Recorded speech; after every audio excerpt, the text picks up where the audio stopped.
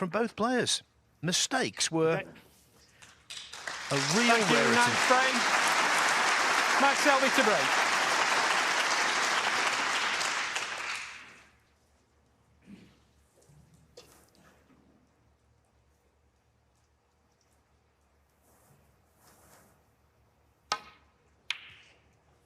And Neil folds. We've been at literally hundreds of finals, and so often the first frame of the evening session is massively important.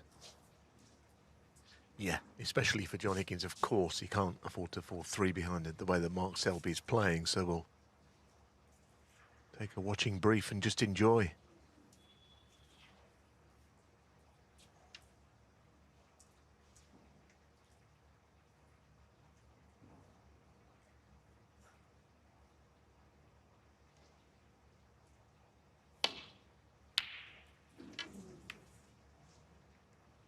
Right, it wasn't quite a shot to nothing, Red, because he never had the half-ball angle, and then as you saw, the red travelled up further to the bulk end and the cue ball, so he didn't want that first up.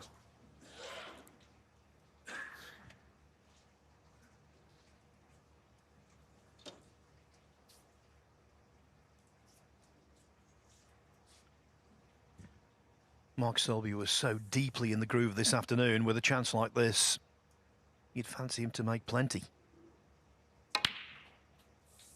One. But that session finished nearly 3 hours ago, Neil. Yeah, exactly. We don't quite know that any player can continue on those lines. The game is not that easy, not as easy as these two made it look.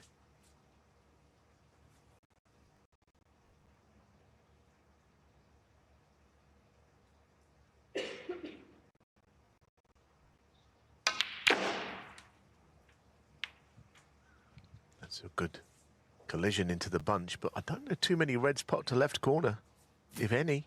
6. Yeah, I mean, you can't say that he didn't make a good connection with the bunch, because he certainly did.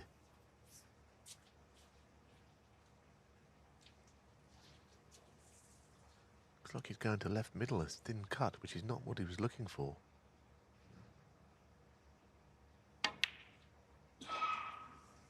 Good shot, though. 7. It's quite difficult to get the cue ball out of bulk on that shot. You're using right-hand side, which checks the cue ball off that second cushion, but he's just about done it.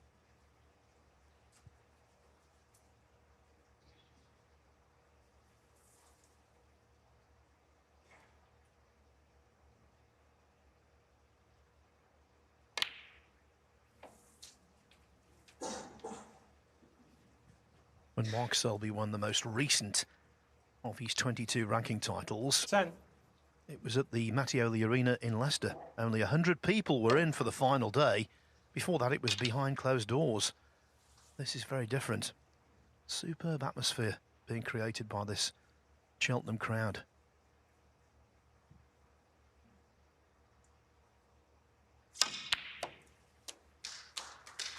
Okay. 11.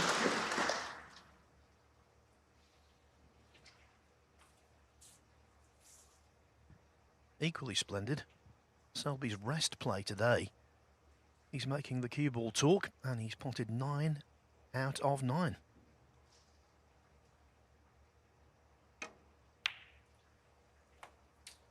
You know, I'm not sure how good a chance this really is now after that early split, which has tangled up the black. Pink is away from its spot. 16. And the reds are just awkward, so I think from a session where he made 2 total clearances, you could get about 40 here. That would be a decent break. A lot of it is dictated to by the positioning of the balls.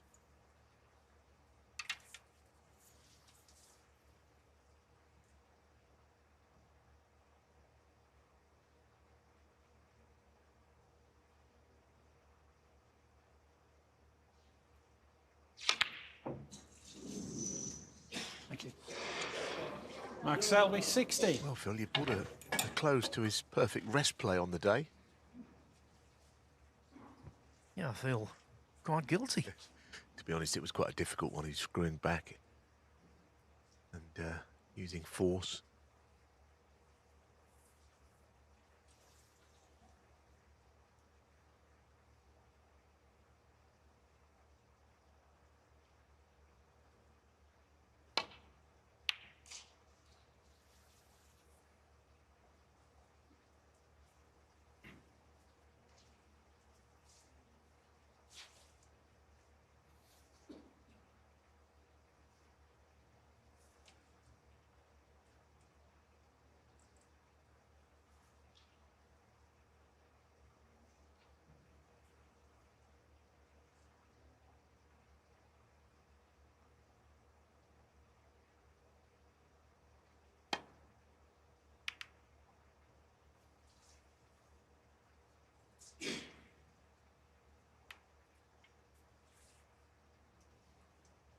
mean, a lot of these two-session finals that are tight, you can get the afternoon session, which doesn't reach the heights. Well, today it's the opposite, and it really did.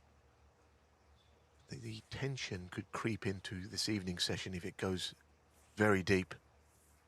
That's another thing we love about the game, the breaks. But a tight finish is really what makes snooker, I think.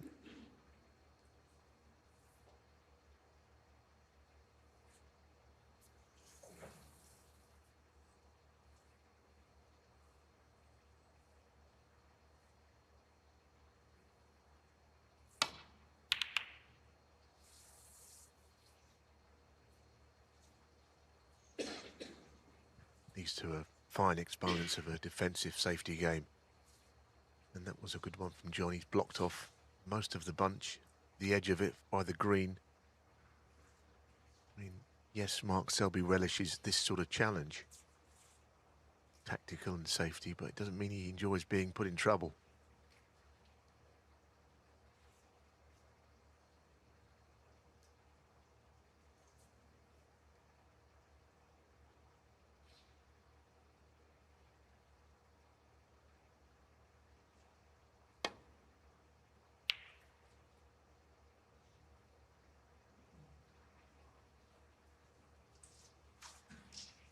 So it's a mistake. Or is it? Because I see Mark just put his hand up. It is a mistake, but he's got away with it.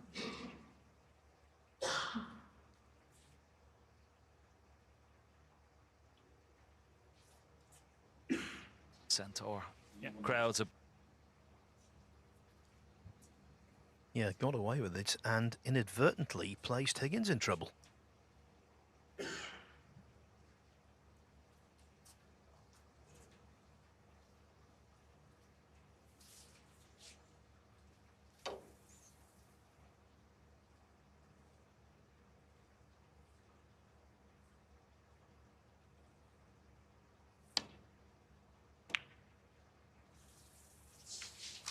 Not bad. A little pacey. But a good idea, playing cushion first. Clearing the red away from the pocket.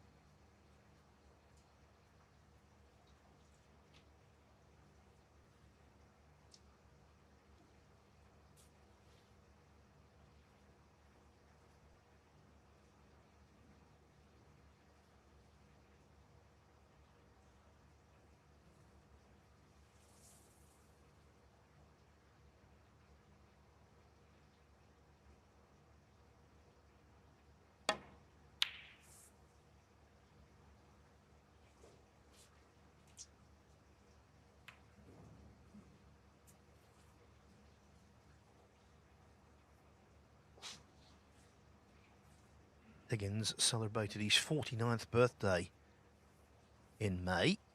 If he wins tonight, he'd be the second oldest ranking event champion. Only Ray Reardon,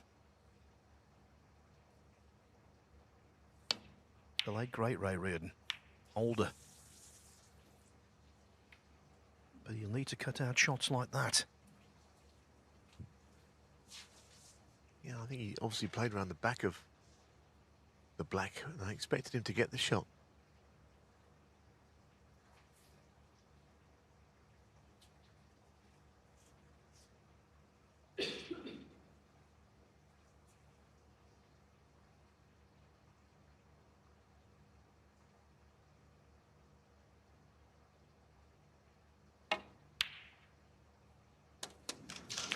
One.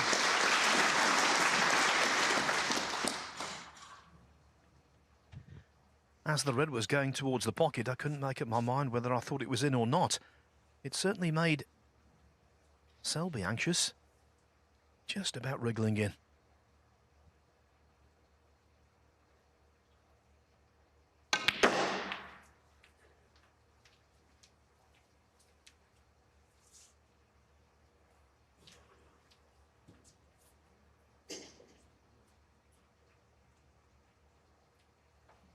Eight. We're just rolling into a slightly awkward place.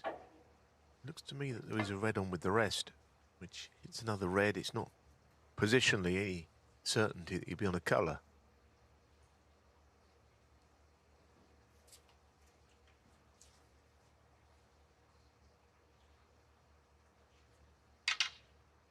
Last fresh shot was the first miss by either player into this same pocket.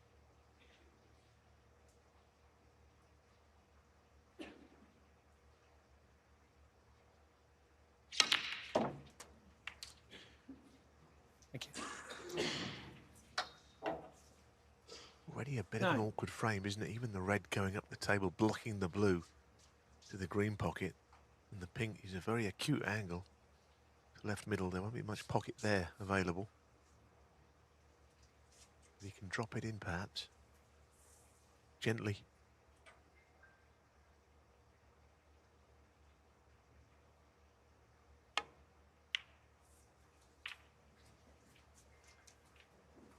You can coax in shots like that, but you can't be ambitious with the wide ball. 15.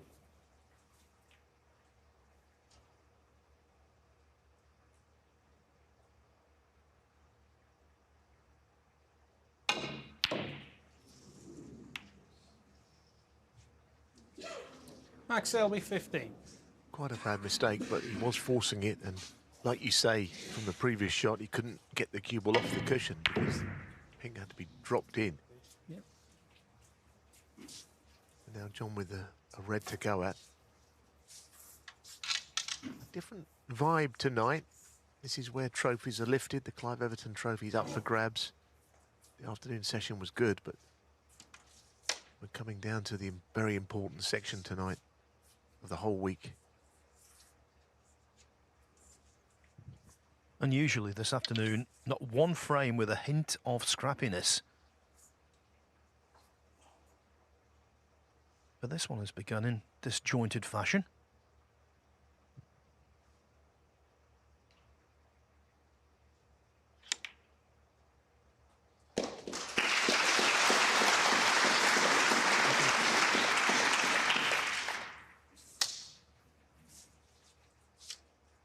Thank you.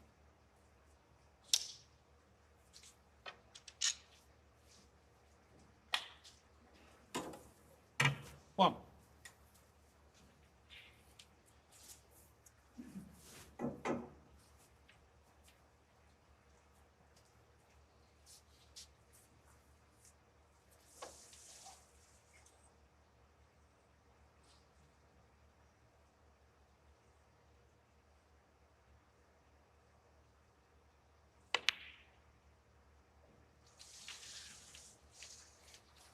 Just crawled into the pocket, but he's on the bottom red. So now, for all Selby's efforts earlier in this frame, John Higgins now has the best chance. It is a good opportunity.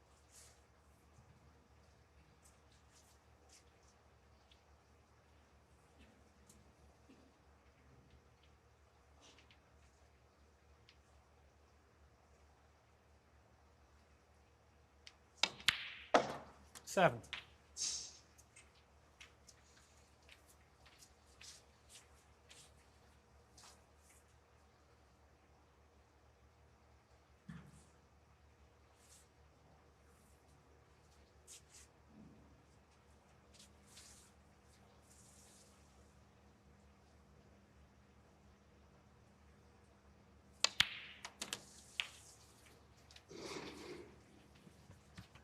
Throughout his career, so reliable on the big occasion, John Higgins, but the fact remains 14. he's been defeated in his last 4 ranking event finals.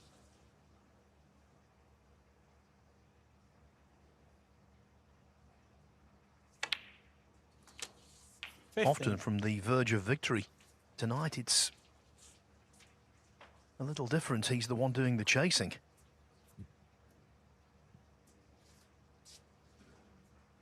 Yeah, and of course, with John's overall record, he's a born winner. So he's one of the players who fits into the category. Losing in a final is just a loss. Stephen Hendrick was like that. Steve Davis, it didn't mean very much losing in the final. Not taking positives from anything like that.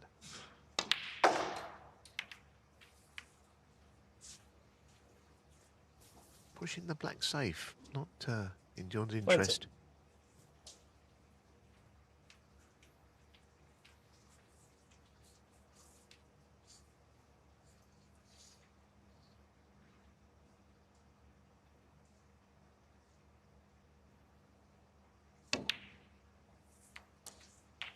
21.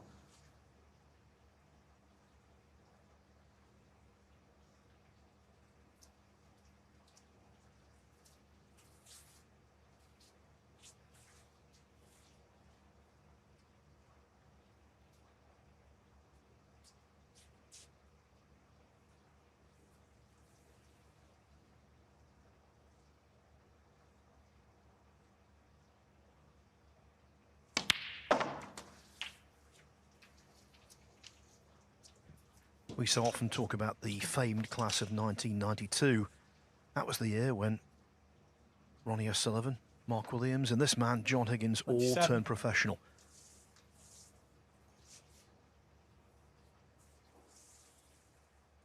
In this tournament last year, Selby fell victim to Williams.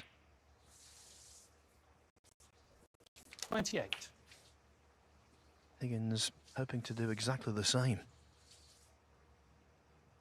It's a class that refuses to go into recess.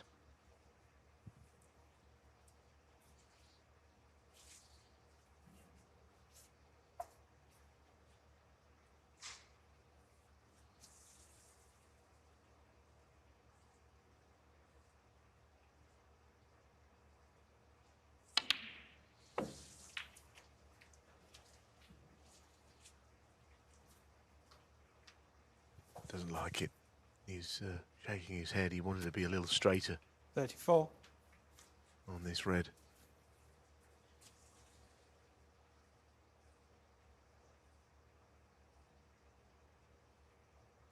I think he wanted to be able to 35. play in behind the black and attack the reds to the left of the black. Anyway, maybe a minor blip.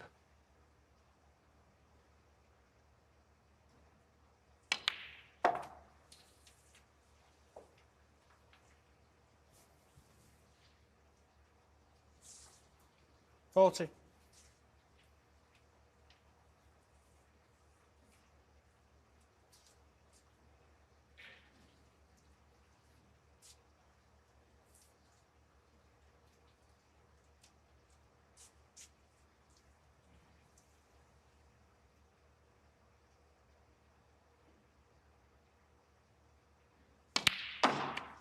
Forty-one.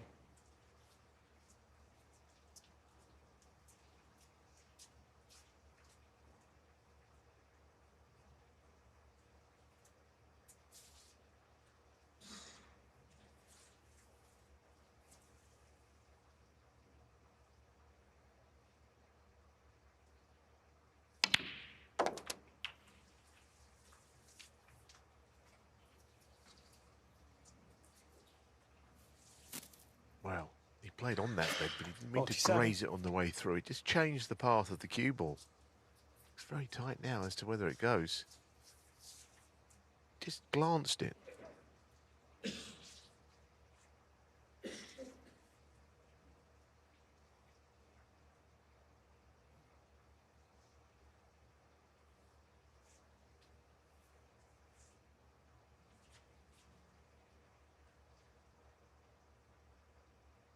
So it's got to play away here and up the table. Break comes to a fairly abrupt end, but John Higgins. 47. it was all about fractions there.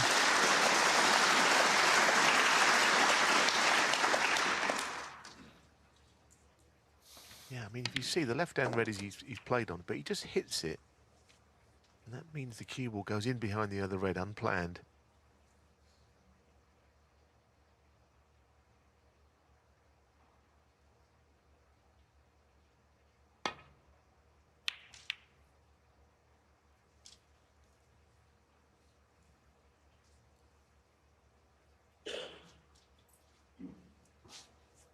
It's a game of fractions, isn't it? He was going well there.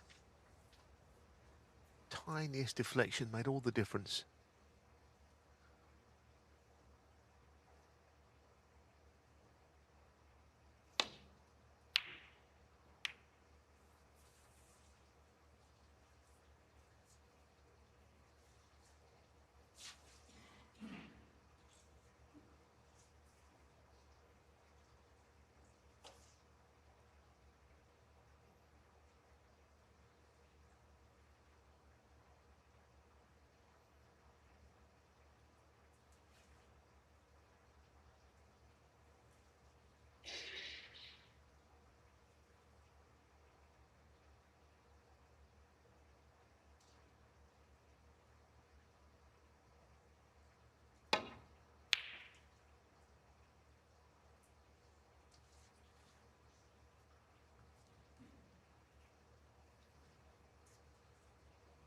Another piece of tactical magic from Selby.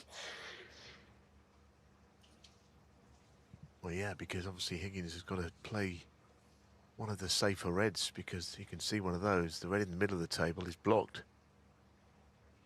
Very hard to get a thin edge on a red that's tight on a cushion like this, if that's what he decides to play. The red can go as far up the table as the cue ball if you get too much of it.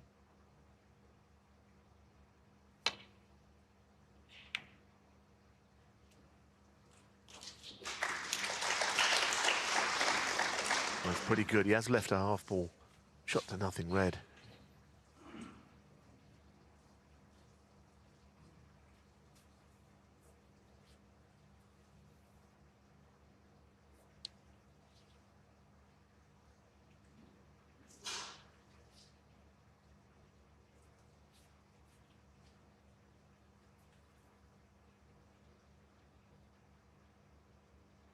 Eight out of 10 from distance. Very good indeed. But with hampered cueing.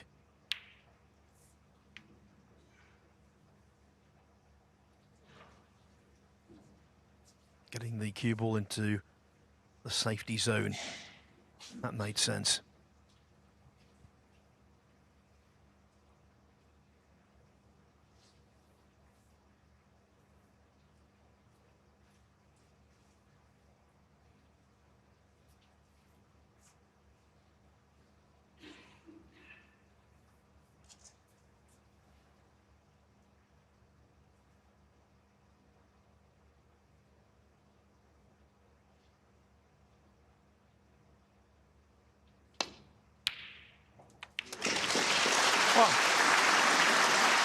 And that made sense as well, Neil.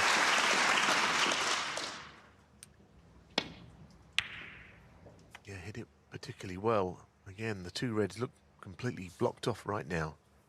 So it's a question of, does he take another 7 points? Just think he'll do very well to get close to the reds putting his next colour.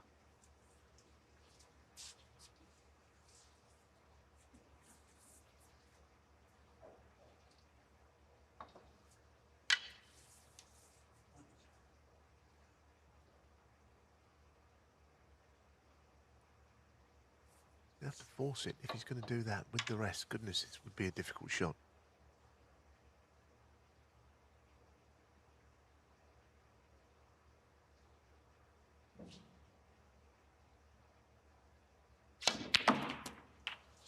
Done well. He's not made the cannon, but he, not being noted as one of the great rest players, made a good try to move a red there. 8.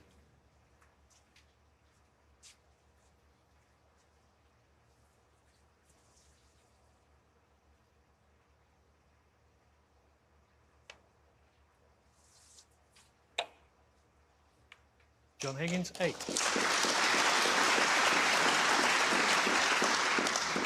It won't stop Higgins, this won't stop him feeling a little vulnerable, because Selby is well accustomed to counter-attacks, but a 24-point lead the way the balls are, that's quite healthy. The yellow in particular very much in favour of the Scot.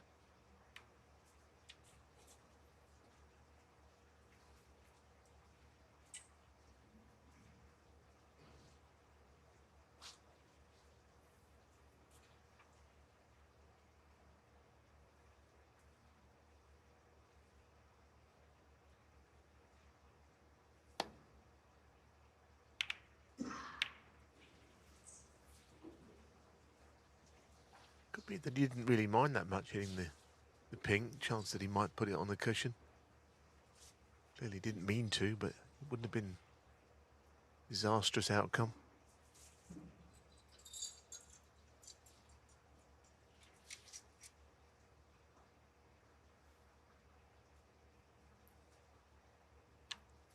Selby is very good at defending frames like this when he's the player in front. He's almost chasing the frame though from behind.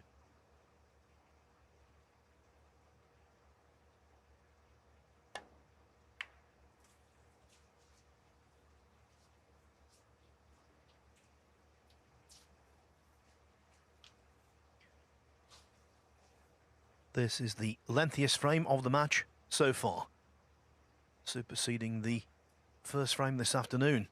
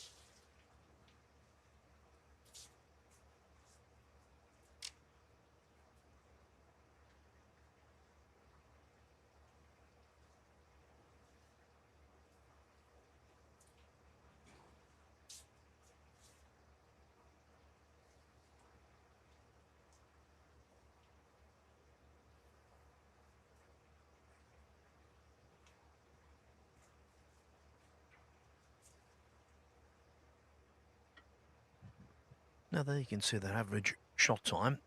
That's, I think, pretty much on the mark, just where you want to be. Not too fast, not too slow. Measured. That's a good word for that. 25 seconds.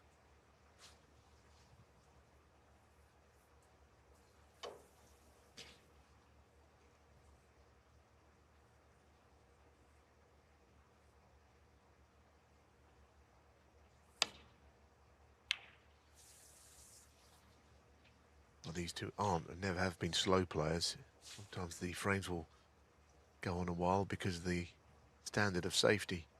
But players on the tour into the 30 to 35 second average shot times, they're the culprits really. It's a little slower than it should be.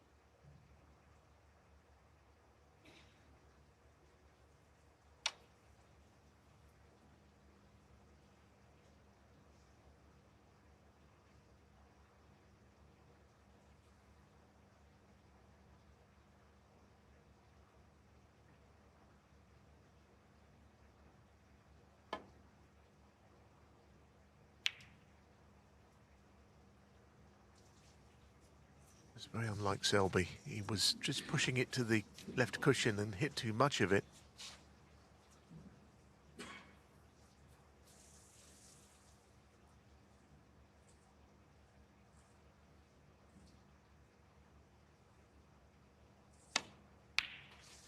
One.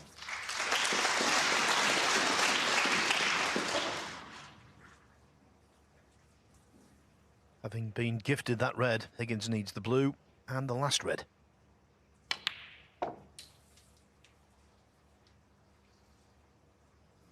Yes, you can roll this down the cushion into the pocket. 6. Got to place the rest underneath the cushion here, so it's slightly awkward.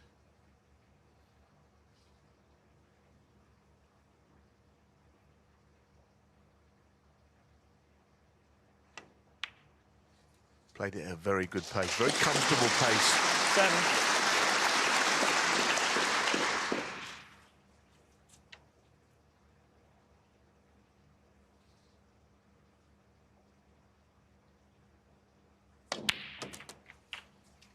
The frame he probably had to win in the context of the whole match, and he found a way of doing so.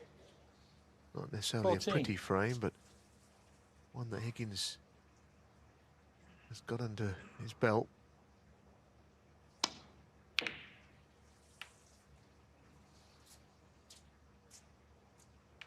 John Higgins 14 and the frame. It was the least fluent frame of the entire match, but it will suit John Higgins down to the ground. Higgins needs this one to get back onto level terms.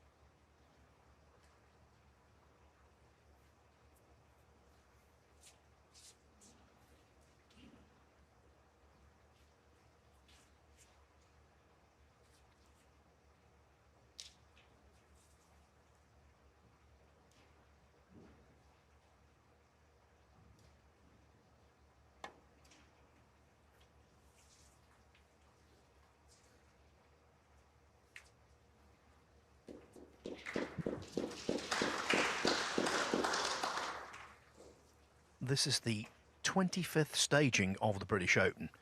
Came onto the snooker calendar in 1985. Tonight, whoever wins out of these two will be the 16th world champion to lift the trophy. They'll be the 16th either current or former world number one to lift the trophy. It's an event that sees the cream rise to the top on a regular basis.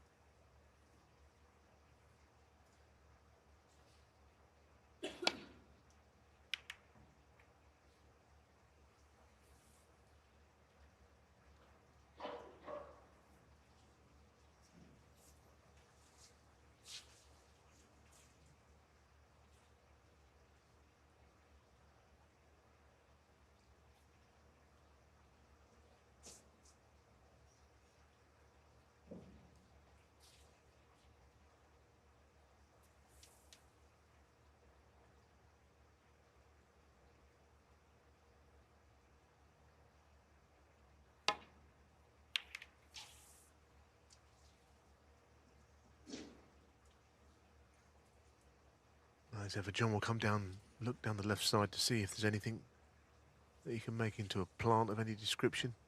There are 3 reds that he's quite interested in fact. Looks as if he's going to miss to the right side, but maybe thinking about as much as potting one, be to get that cue ball back and hope the reds don't stay close to the pocket. Now he's looking at the bottom 2 reds. It's got more about it than the 3-ball plant that he first looked at.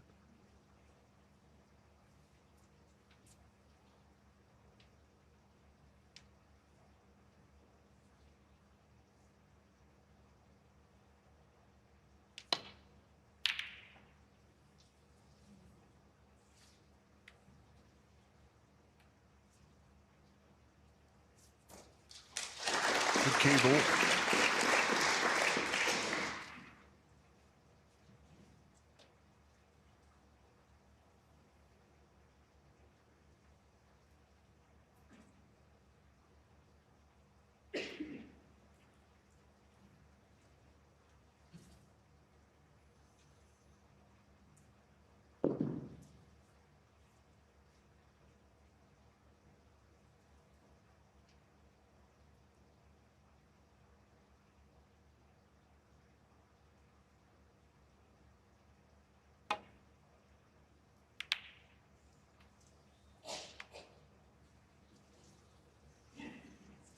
Well, that's quite a bad error for Selby. He made one in the previous frame, pushing that red to left middle, which cost him. He certainly hit the red much thinner in contact than he wanted to. If indeed he hit the right red at all.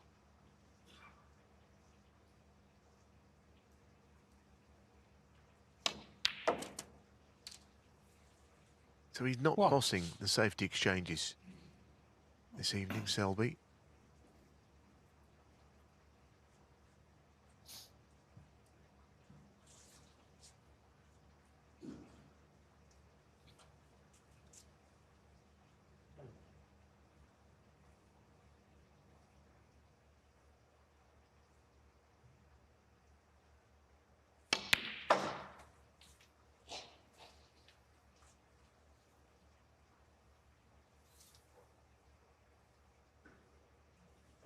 Five.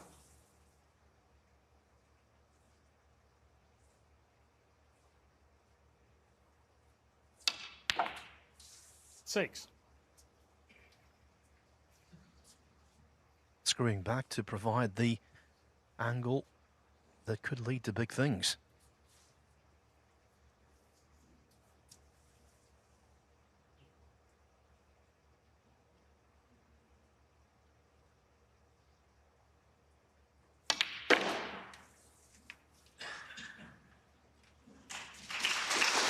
solid connection with the bunch.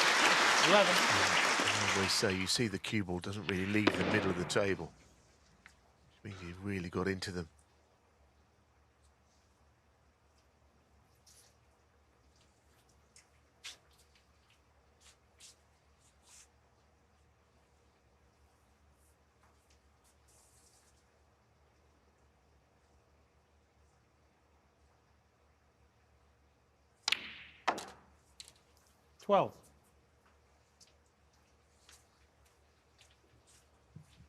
Higgins views the British Open with fondness. He won this in 1995, beating Ronnie O'Sullivan in the final, but it was his success in 1998 that was most impactful. He overcame Stephen Hendry in the final, 9-8, and a few weeks later went on to win the World Championship. 17. And with Hendry losing in the first round that year, it meant that Higgins ended Hendry's almost decade-long reign as world number one. And it all started, that run to the pinnacle, all started at the British Open.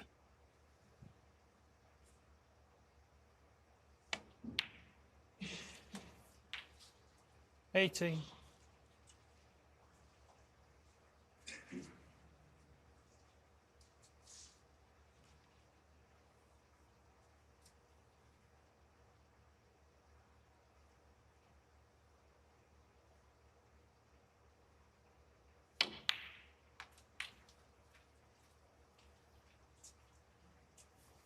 Well, his last two positional shots on a red have not been 23. right. And if anything, this was worse than the previous one, where he managed to just salvage it.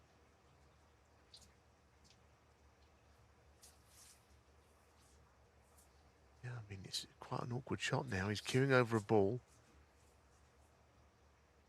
This could go wrong, and if it does, he will not be pleased.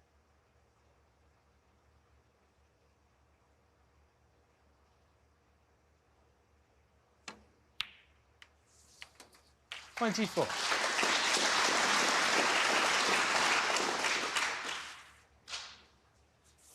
Battling to keep this break going.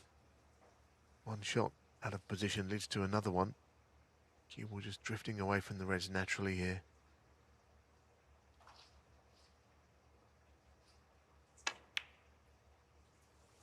Well, he won't be pleased. It's just the way that things were going. He 24. felt that dropping a bit out of position, trying to rescue the break, and in the end something has to give.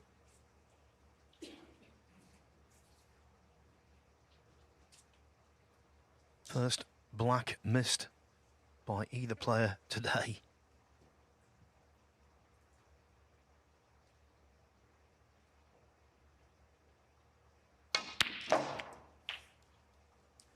One.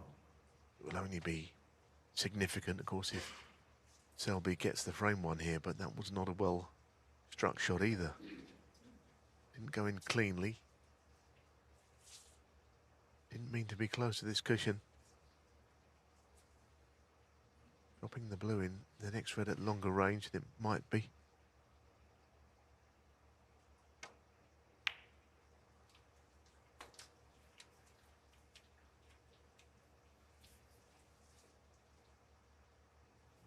Six.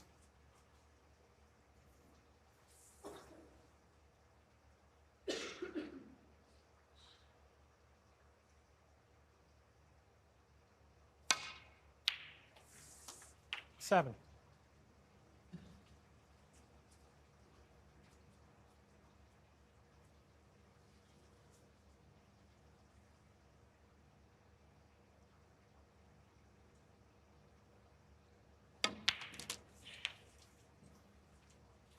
Perhaps a role reversal of the previous frame where Selby was in first, but not a big break 14. did he make.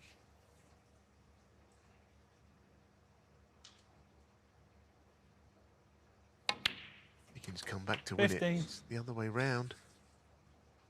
Feel that Selby should get himself in front by the end of this break.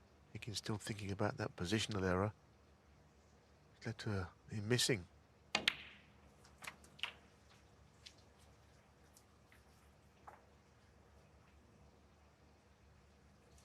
22.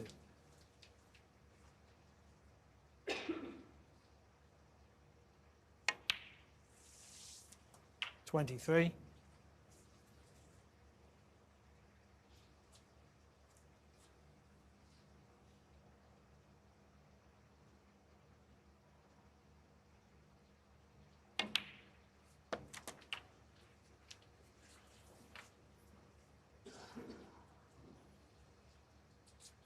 $30.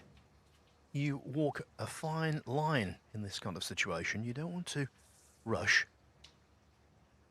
but then again, you don't want to be too careful. 31. You don't want to compromise your own rhythm.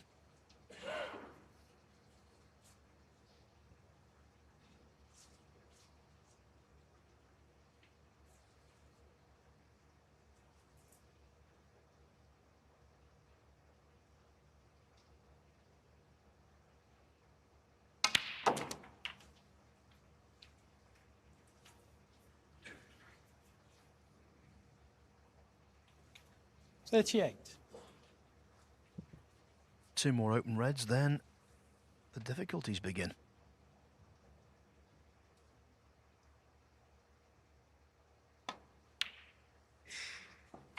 $39. Yes, he might play the can on the top left-hand red on the cushion here. Certainly both reds on the left cushion he could like to get into play. Played that top one. He's not played it great. Wanted a full ball contact 46. and be on the red to the right corner.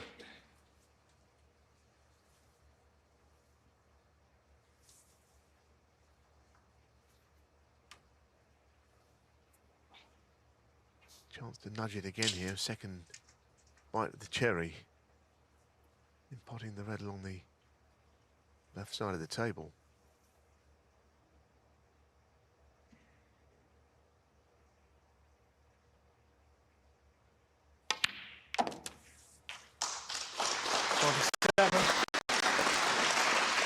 Always say if you play a cannon to move a red from a red, you do sometimes compromise position. That's what's happened. Pot is just, the cue ball's heading somewhere in the region of the top right pocket. Played at pace. And of course the pot is not simple either.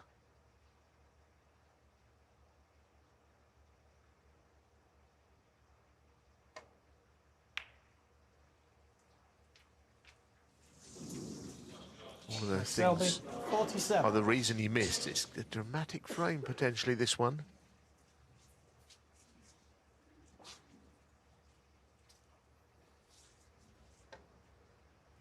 Worth some oohs and ahs, but trust me, that was not a very easy shot. Now, John, in potting this red, could move the left-hand red on the cushion.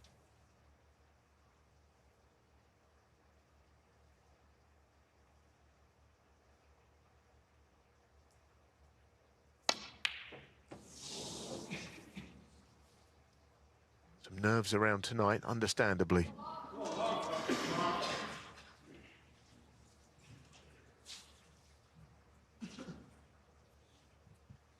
Is it going to be a tale of two sessions? You see that so often in finals.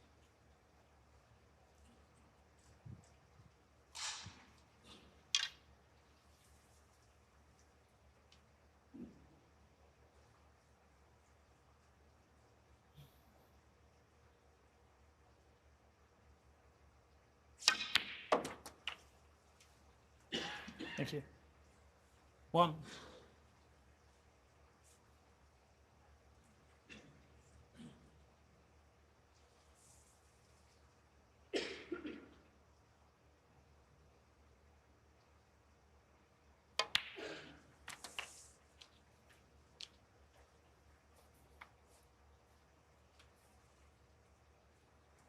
$8.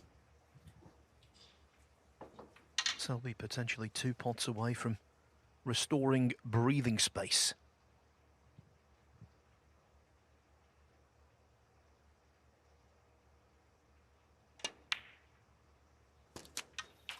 Thank you.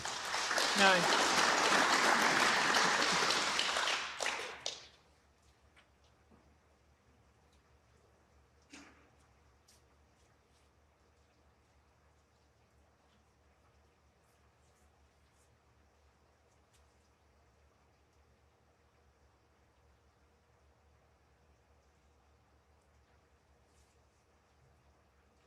Yes, it's not easy. It's not dissimilar to the blue that he left over the right middle.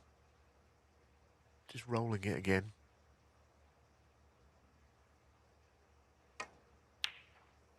Well played. So now it is one snooker, which means John will carry on. 16.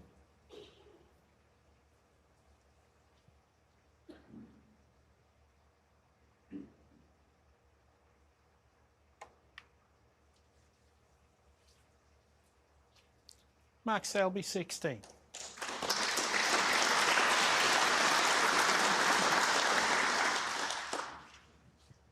Of course, Higgins must continue. But he's well aware that Selby is arguably the greatest ever player when it comes to escaping snookers. So he'll have to do something special.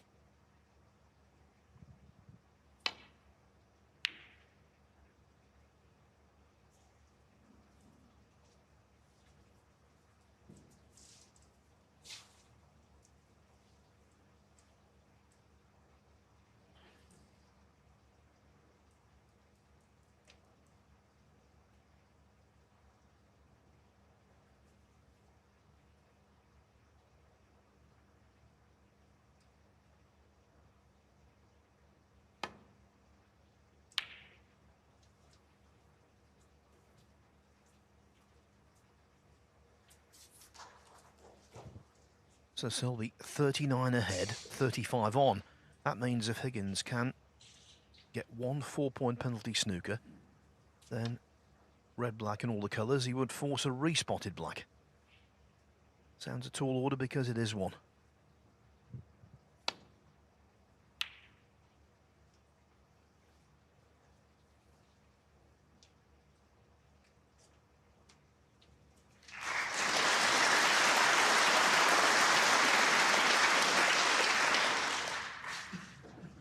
It appears he's got the snooker. Selby just taps the table with his cue. He might have to play a swerve here, bring the butt of the cue up. Just bend it around the pink ball. Give it too much. If he hits it, he's lucky. Only Foul. had 2 bites John at Higgins, it. fault. And as Phil said, 35. Which means he can tie the frame. That's going to take some doing, even though he's got the snooker.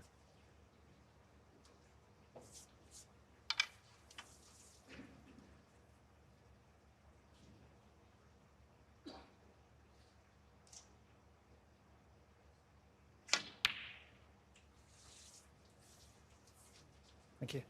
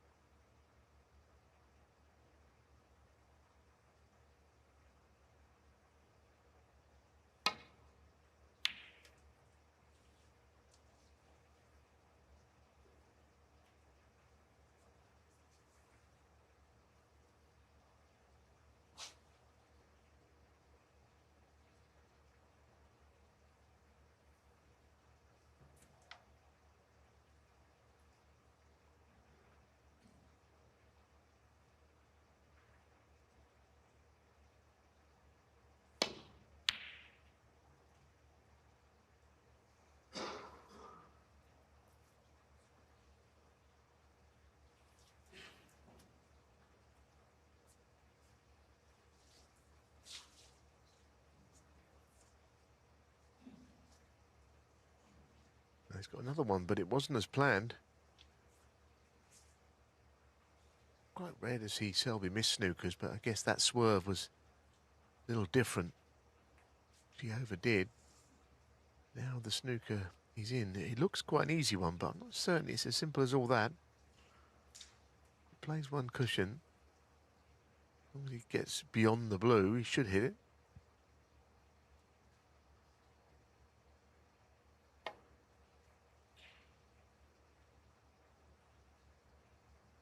This has got to go, hasn't it? Goodness me, I didn't expect him to finish short.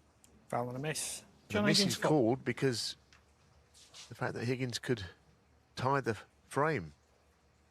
Very unlike Mark Selby, that last shot. Got the line, not the length.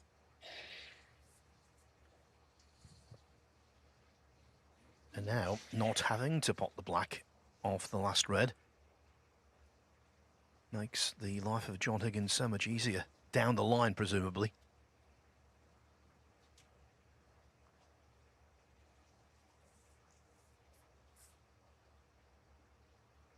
Well, he might look at it, but surely he's going to just have it placed, isn't he? He must have a very effective shot up his sleeve if he's not. Yes, I think that Mark would hit it the next time, but still have a shot like this anyway, this kind of shot. Thank you.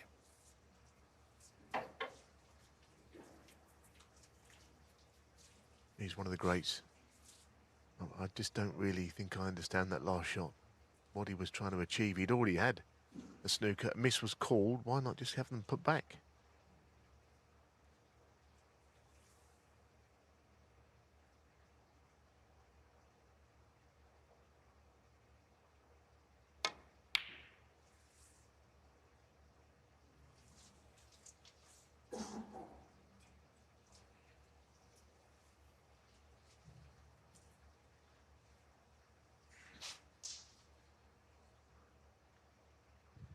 The first frame of the night was settled on the last red. Mark Selby's hoping the second frame of the session is going to be settled on the last red in his favour.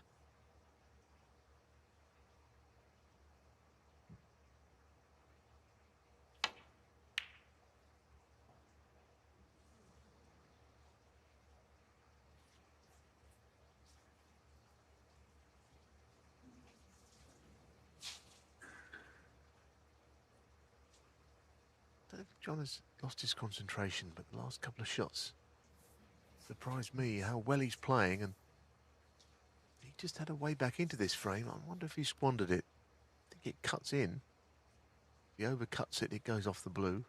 It's thin, but it wins him the frame.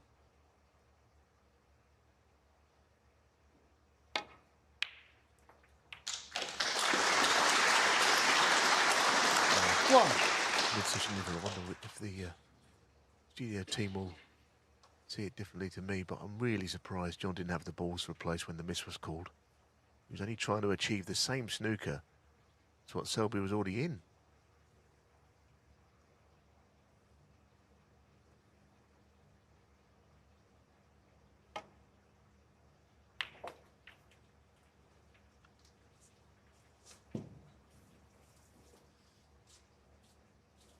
Six.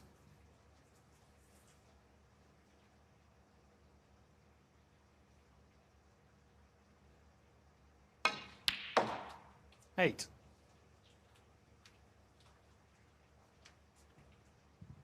I know the pressure was off there on that yellow, but that's an indication of just how sweetly Selby is cueing.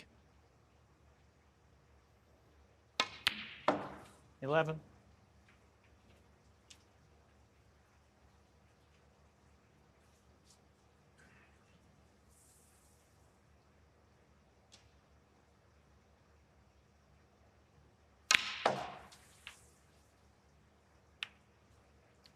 $15. Two very similar frames to open proceedings on the final night.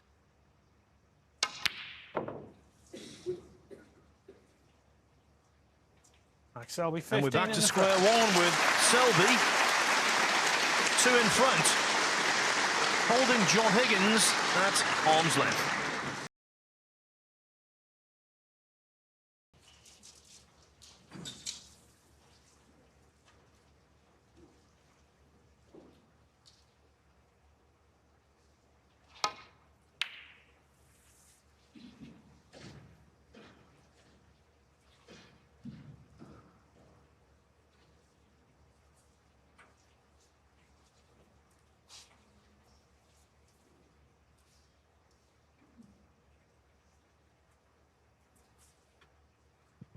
Chief priority for John Higgins to prevent Selby moving three in front for the first time.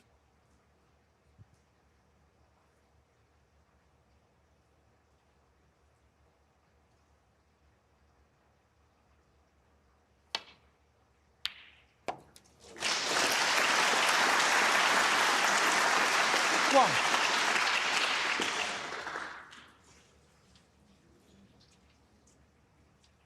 Well, the evening session's not flowed in the same way that the afternoon did, but of course that is why snooker is what it is. A lot of it's played between the ears, even for great players like these two.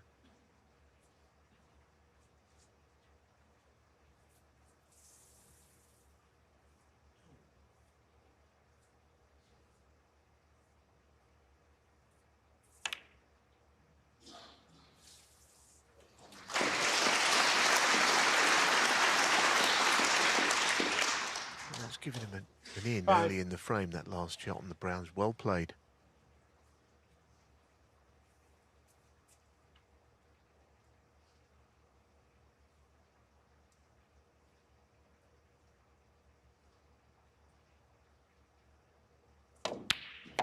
Six.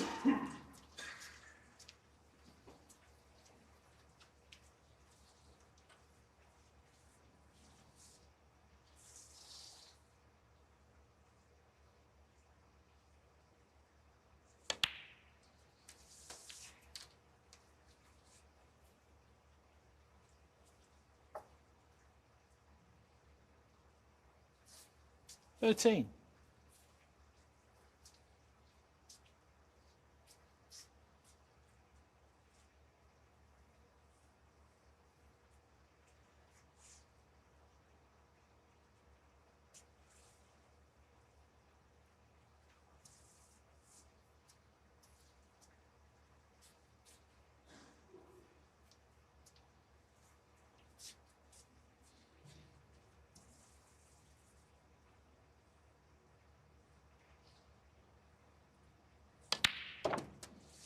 $14.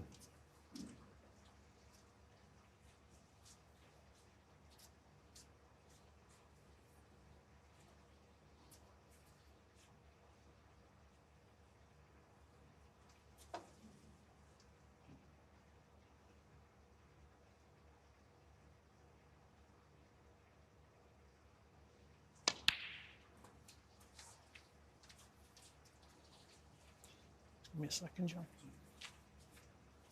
And the pink won't go on its own spot, which might actually help him a couple of shots down the line, in that if he plays top side of the blue, it's a different angle into the reds without the pink being there. I mean, he may not play that shot yet, but he'll have to open them in this break if he's to make enough to win the frame. Thank you. 20. But you can think of an angle on the blue that would really open the reds up if you could get it from here.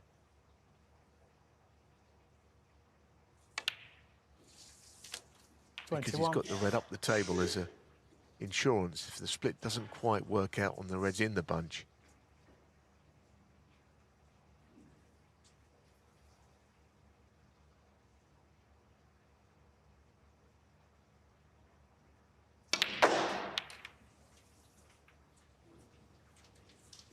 Well, he got lucky, but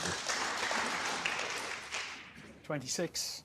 he tried to open the balls up. He'll probably be doing the same again soon. Trying anyway. 27.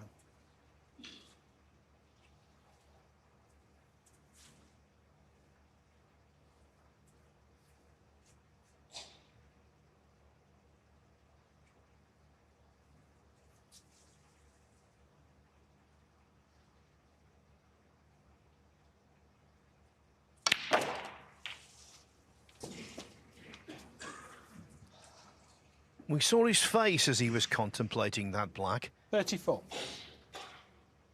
I think that eventuality was on his mind. It was a much easier pack to go into off the blue than off the black. Just going to say exactly that, Phil. Yeah, he missed the real chance to get them open when he just overdid it on that other blue. And as you say, he was forced to play it that way.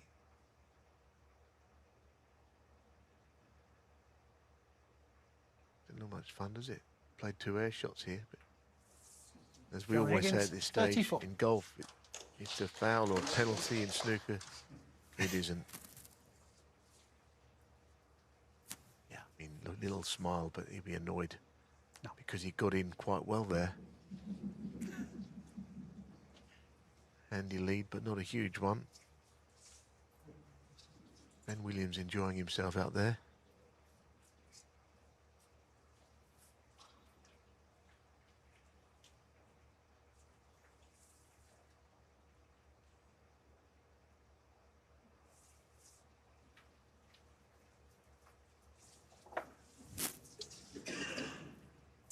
Touching ball.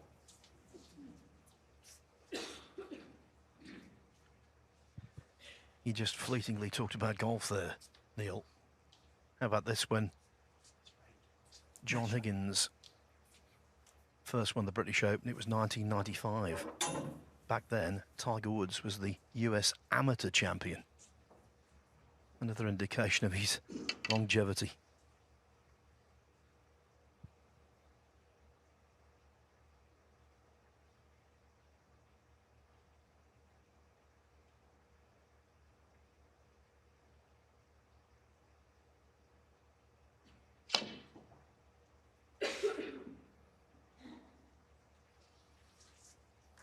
Thank you.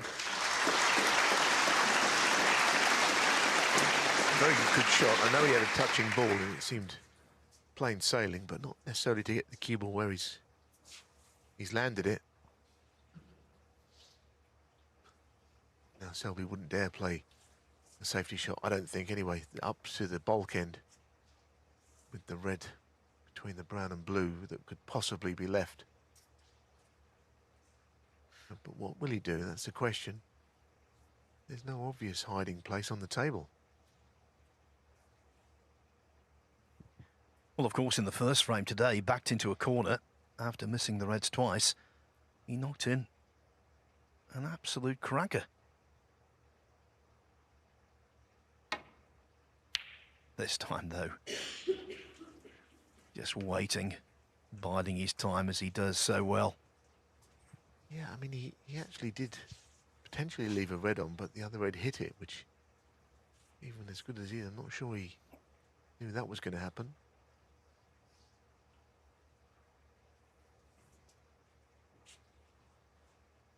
John could easily play a safety shot off that red on the left cushion, but even with 34-point lead, he wouldn't really want to bring it into play.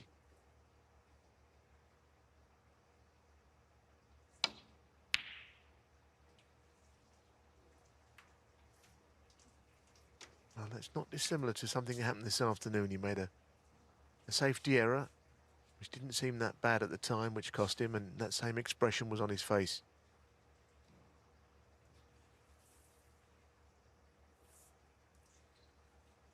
Yeah, this shot is almost a carbon copy of what happened in frame 6. Higgins starting the scoring with 43, but he left a red much like this. Selby rifled it in and cleared with 88.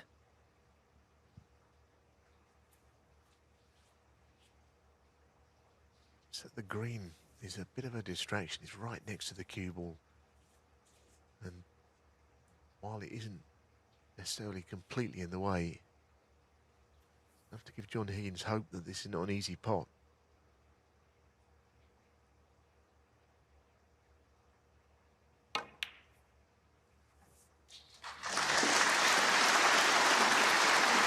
One. To start that frame six clearance, Selby went to top left corner this time, utilising the middle bag.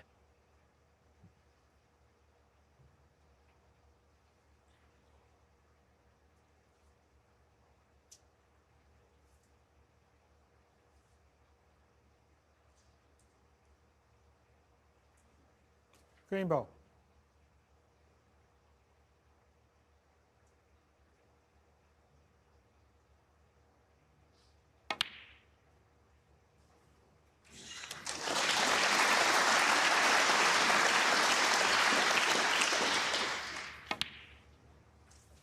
It's a good shot with quite a bit resting on it. Four. Couldn't fail to finish on a red, which would have been John's had he missed, of course.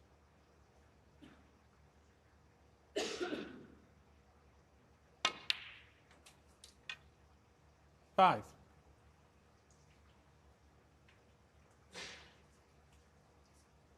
And that's the worst angle for finishing behind a red from the next shot.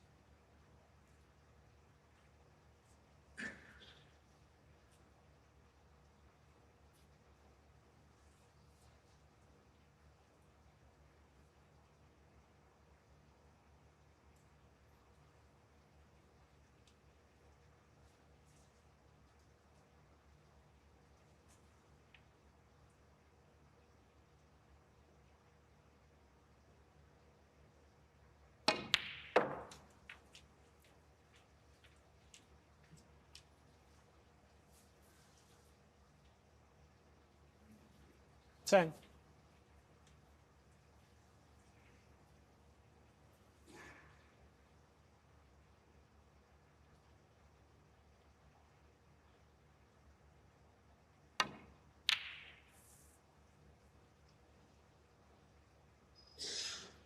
Mark Selby, 10.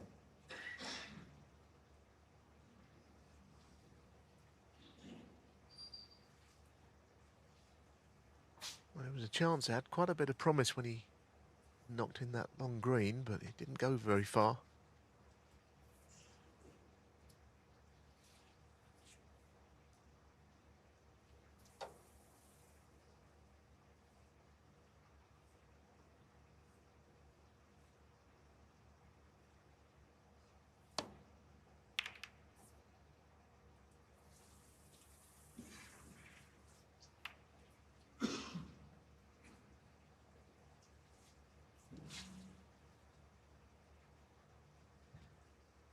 The look on Higgins' face is because he made contact with a ball colour.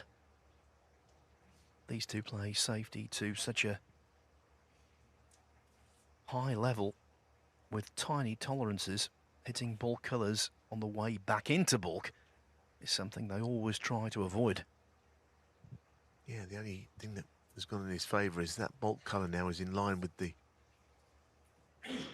cueing of Selby, and he might look at that left-hand red and just bring that into play with one of his immaculate safety shots. Because the brown is certainly making things awkward for him when that red he wants to play.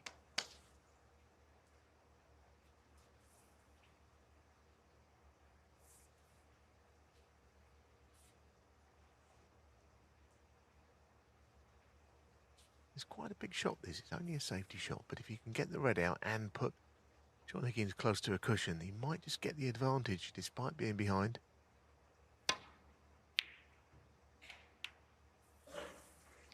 Oh, it's okay. Cue ball a little heavy.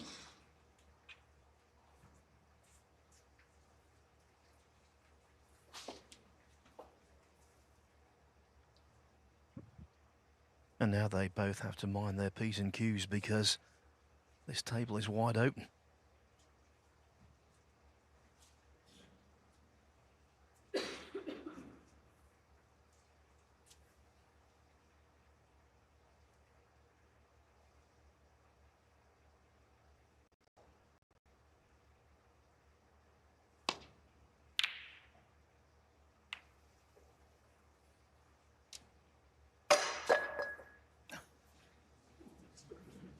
That was almost the biggest break of the evening.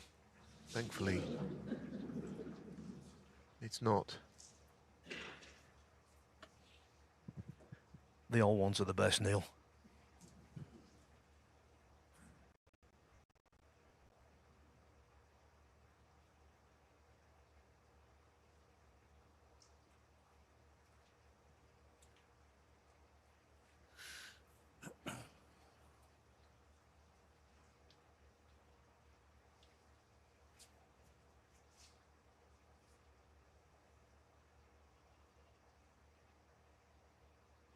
He's winding himself up to go for this.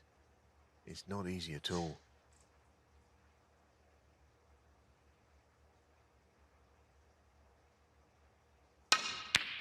Oh, goodness me. One. Wow, what a piece of ball striking that was. That cue ball zipped straight back. Fantastic shot.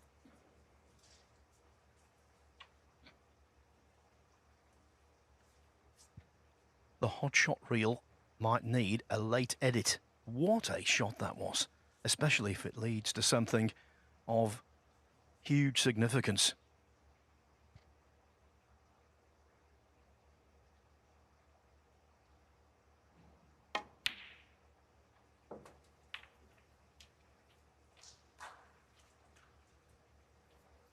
Just the most wonderful shot, and in context, Ball. as you say, Phil, it could be an absolute gem. And a frame winner if he gets this.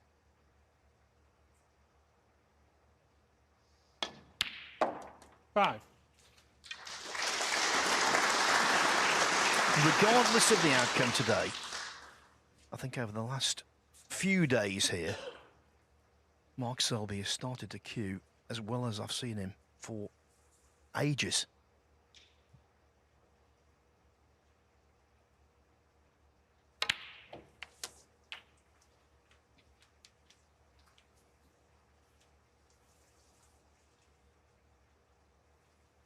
Twelve.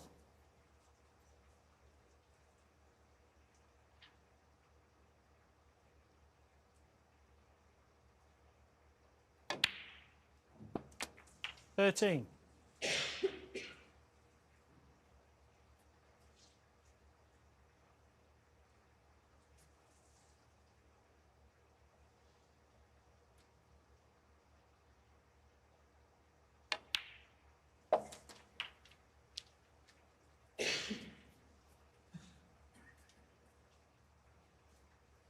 20.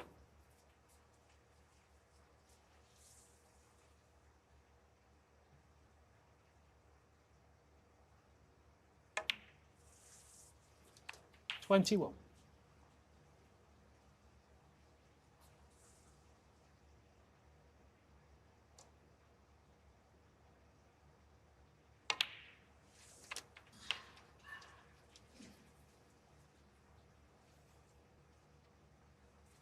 28.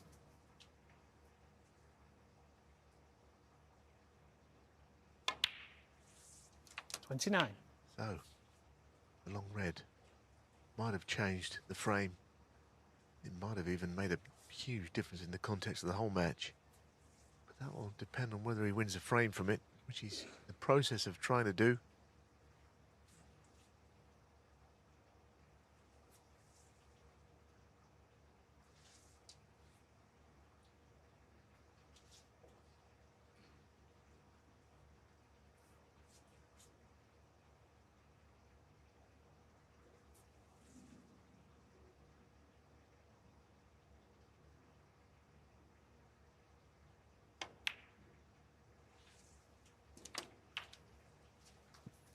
Because of his defensive wizardry, Selby often forces 36. opponents into mistakes, which he then takes full advantage of on this occasion. A slice of brilliance has created an opportunity out of nowhere.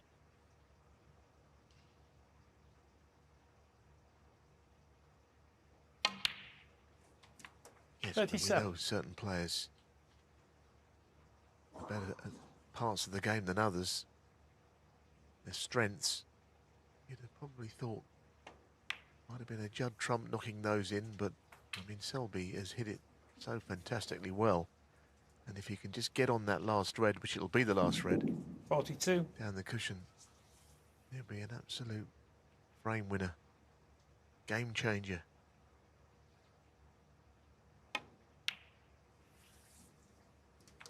43.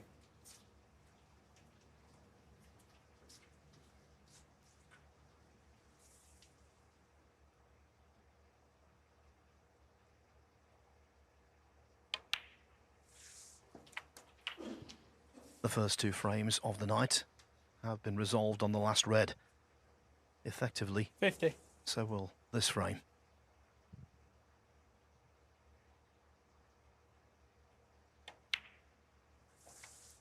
$51.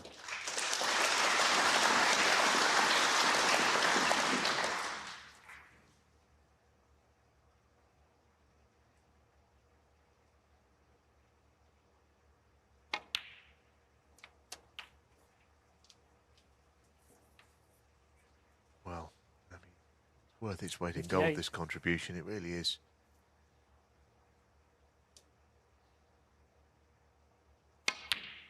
John was in first in this frame. 60. That's kind of the pattern tonight. Whoever's got in first has not gone on to win the frame.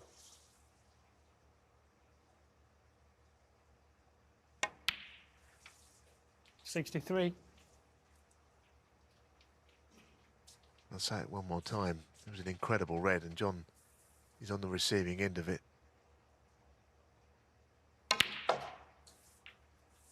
$67.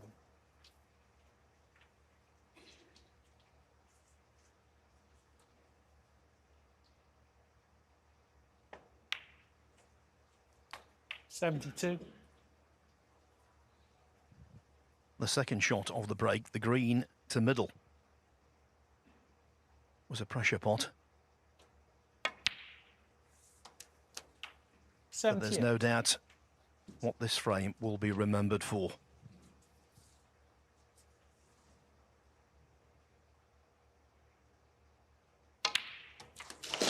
Driving the frame, Mark Selby. An 85 clearance from Mark Selby, launched by what can only be described as a rip-snorting red.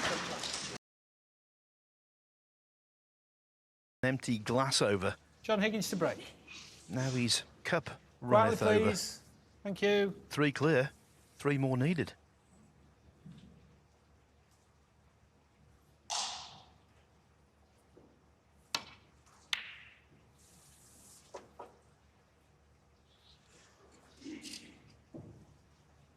Yes, and Higgins will be losing considerable ground if this frame doesn't go his way.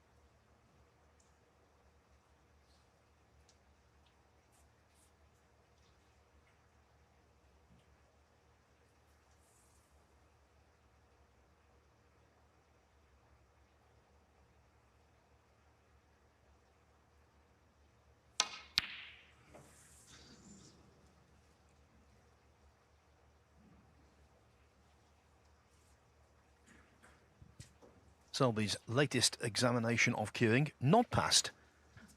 But where the red came to rest, he's been fortunate.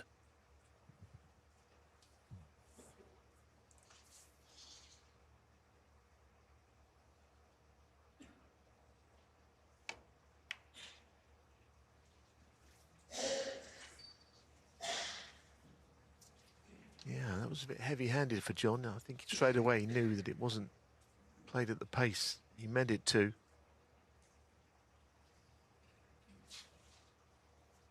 Very attentive crowd here today, loving this battle between two such great players. Moment, we've got an intruder, I think, on there. Yeah, Something. okay. Ben Williams has got No, that's a different one. a serious problem here. There's something in the middle of the reds that shouldn't be there. I say a serious problem. In the refereeing, oh, that's oh, the balls are being moved. Oh goodness me, who'd be a referee? No, it's gone. Who needs all this on their mind?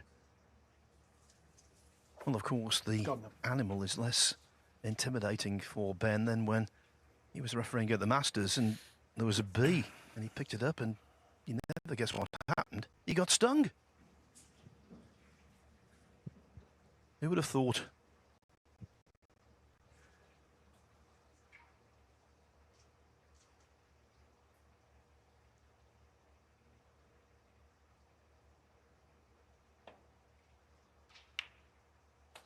One. He played it as gently as he could, but he still has gone beyond the line of straight on the blue. He's just coming away from the reds. Brown, the wide route round the angles is a shot you often see played in this kind of position. Probably 4 cushions. Oh, he's missed it by a mile. Just when you felt that he Selby was one. striding away in this match, he's made the kind of mistake which will bring John back into it. Give him some hope anyway.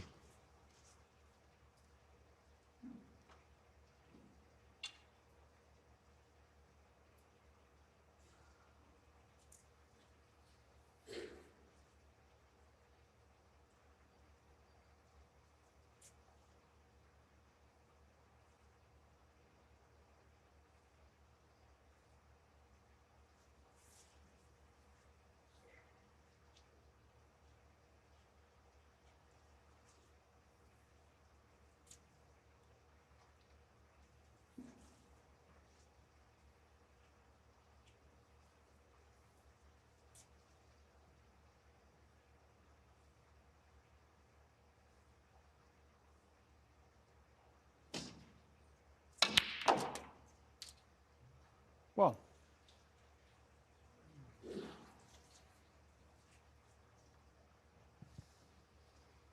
Positionally in the middle of nowhere. Yeah, I mean, he couldn't really play it with screwing right-hand reverse side, I don't think. Take the cue ball up further. Pot would have been a little difficult to be doing that. Playing the green, it's a question of whether he's taking this on. Ben Williams looking to see if there's any kind of a waistcoat foul he's about to make.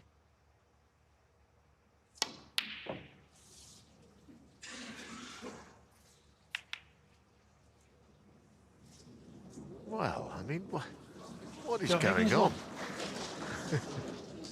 John's not amused. Yes, he's been fortunate, but he's annoyed about the shot that he played. I don't think it's a difficult one for him to hit, but Mark might have been looking at 2 reds available there. Now he's snookered instead.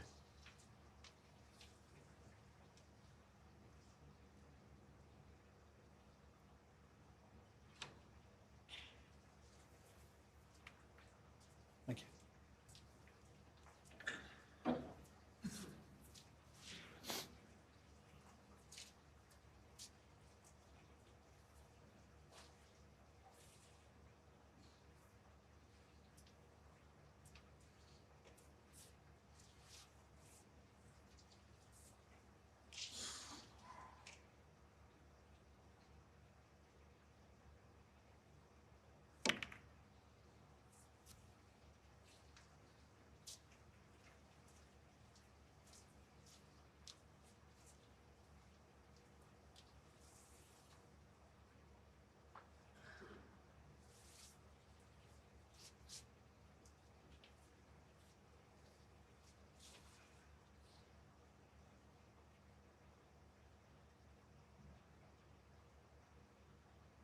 Well, they're not dead set, and also the reds are far enough apart for anything to go wrong.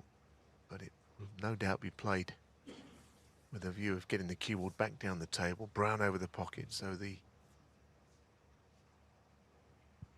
carrot has been dangled. Really, it's worth the risk, I think, this plant.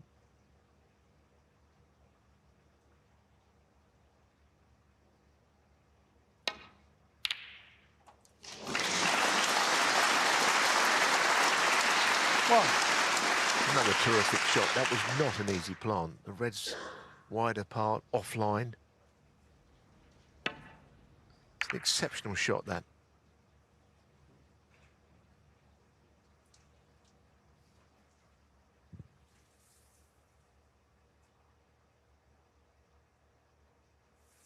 Max Selby 1. That could be profitable.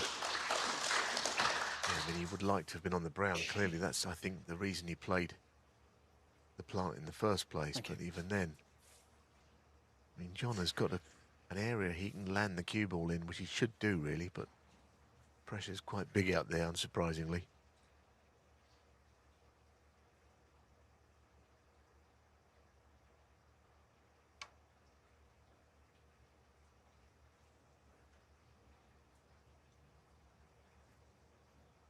Foul and a miss. Max Selby 4.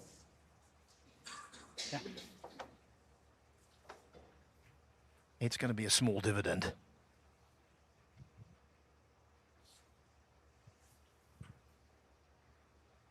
Four penalties given away there, but I can't imagine any more will go on Selby's side of the ledger.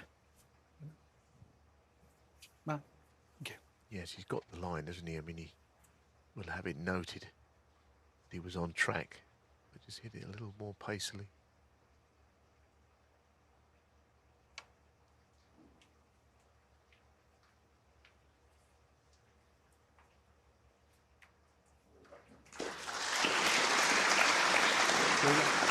Yeah, done. Yeah. Okay. Well, there you have it. We're going for a re-rack after all of that. And a quick one. Yes, with the brown over the pocket, I did actually think it might possibly be one. But of course, nowadays, the players get together, mutually agree on a re-rack, normally very quickly, and that's what occurred there. In the first frame of the semi-final last night between Mark Selby and Mark Allen, it wasn't quick.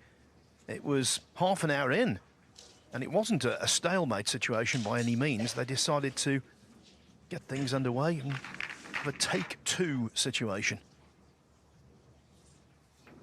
I think that was a pretty good move. Well, yeah, with the brown over the pocket, you could have seen a lot of the reds end up in front of it, which can take away a large chunk of your evening without much happening. We've seen it all before, so yeah, probably. But I think there was John showing some signs of frustration in that frame that never was.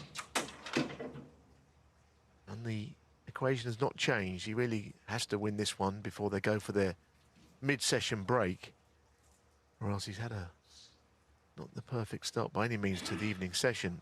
You know he's playing well. 12 Unfortunately for him, so is Mark Selby. John Higgins to break.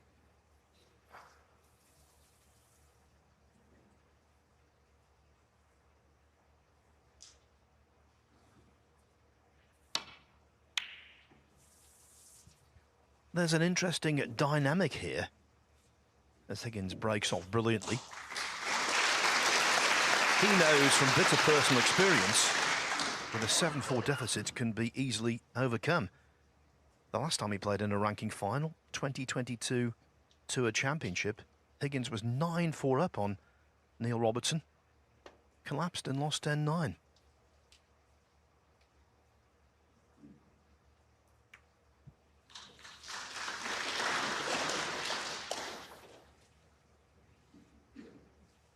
Touching ball.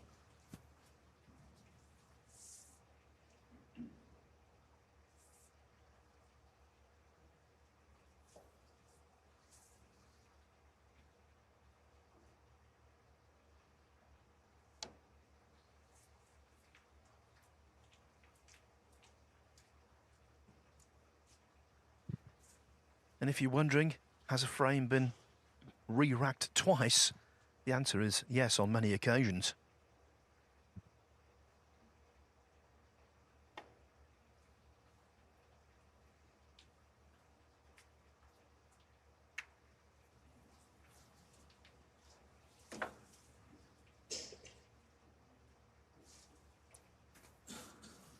a sec, I think it's touching. Yeah, touching ball.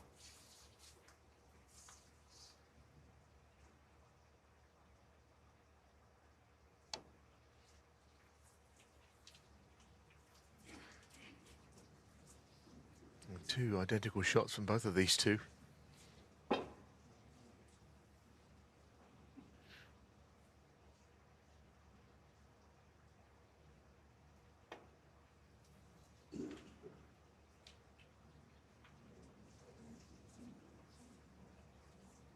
Foul and a miss. John Higgins full.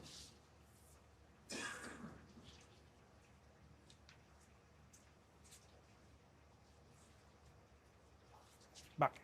Yeah, I mean back, because the likelihood is that, yes, Mark Selby will hit the next one. You think, what's the point of having it back? Well, he might leave touching ball.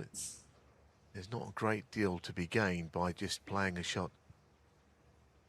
Might as well put him back in. I don't think it's going to be very costly for Mark Selby, quite honestly.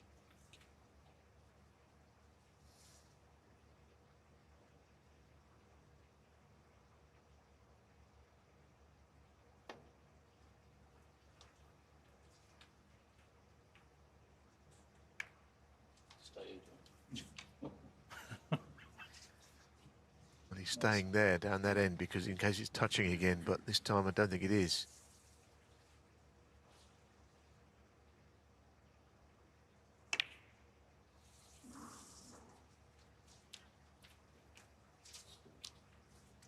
It is a very big passage of play coming up though, isn't it, this frame? It just feels that there's such a gulf between the two players at 8-4.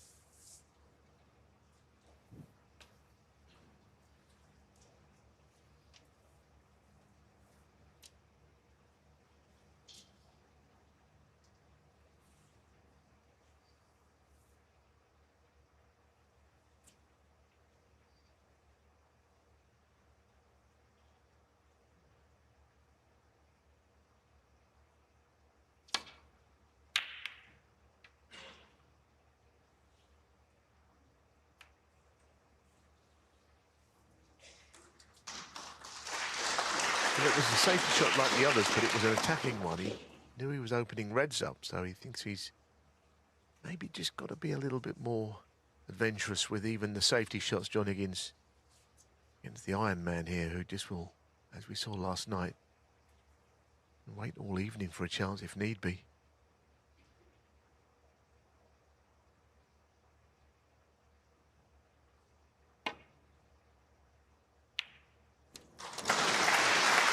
Terrific shot. One.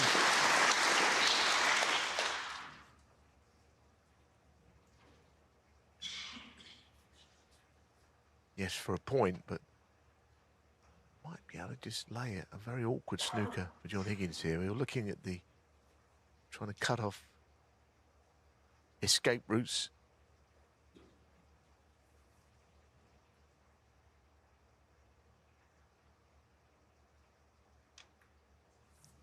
Max I Selby. think he has cut a few off there by getting so close in behind the brown.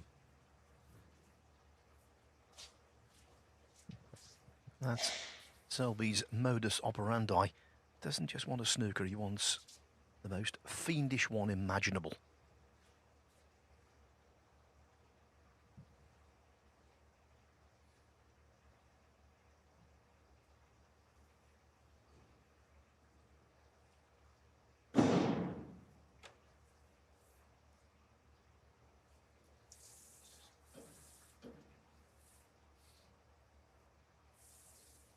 With a trace of left-hand side, he can just play off this left cushion here.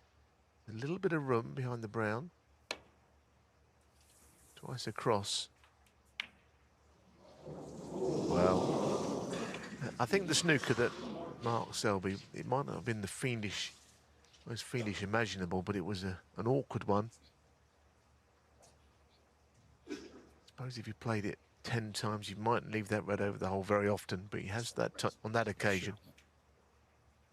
So very much advantage Selby in the exchange we've just seen.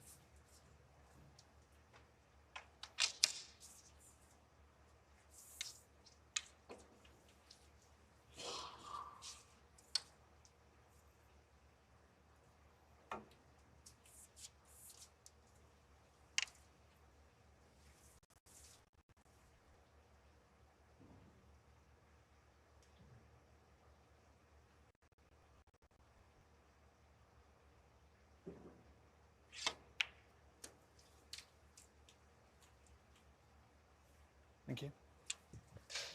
If we can level one criticism at Selby this week, on several occasions, when he's had momentum, he's not been able to keep it for a sustained period. Yes, he's found a way in the end to get over the line, but it's taken a while. This afternoon, though, when he started to play well, he continued to do so. And I think it's really crucial he presses home this obvious advantage.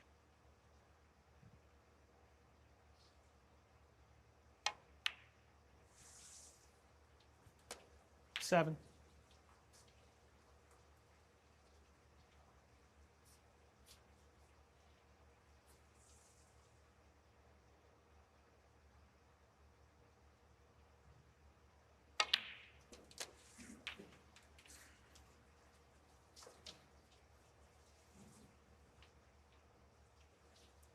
$14.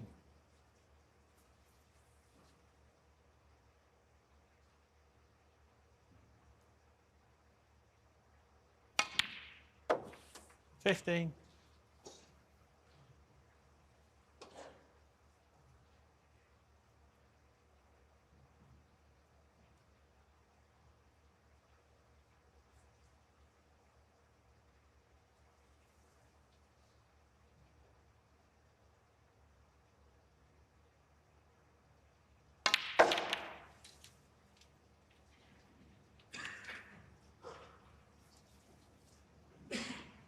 Has not worked out as he planned at 20. all. He'd be hopeful of being on one, however he hit them. He didn't quite execute the shot as he would hope to in that top red half ball, and just taking the cue ball away from the bunch brought down his chances of being on something quite a lot. So now we're back on trying to leave places on the table where John Higgins will not like to be positioned.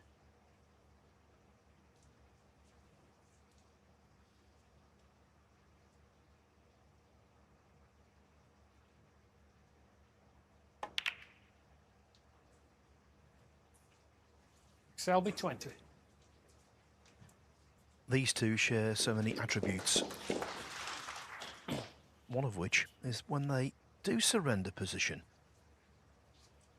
they just take a moment, assess the situation, don't cry over spilt milk, and think about playing the best possible safety thereafter.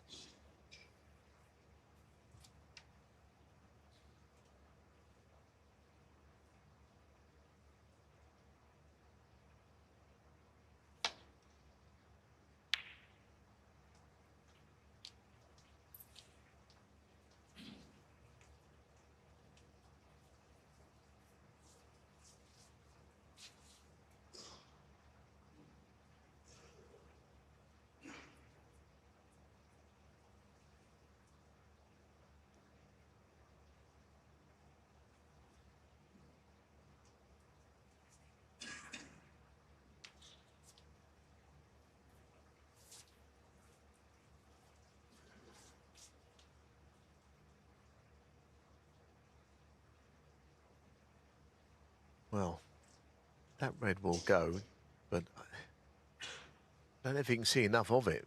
You can certainly pass the one up the table. They might be looking at the red directly below the pink spot. Either way, he must think something is available to him. I think it's the red by the pink spot indeed.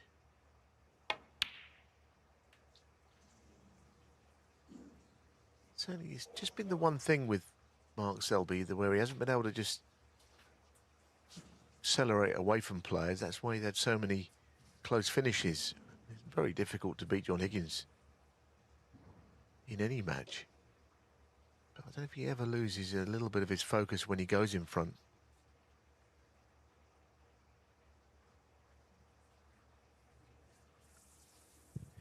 Now can Higgins cue this one on the nose?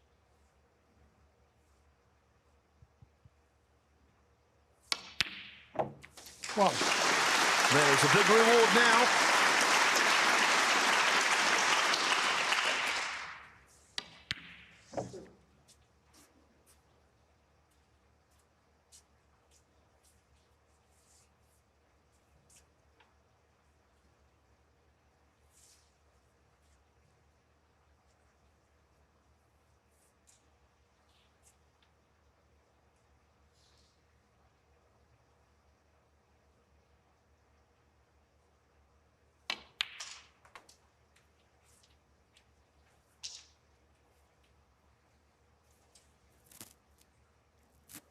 six.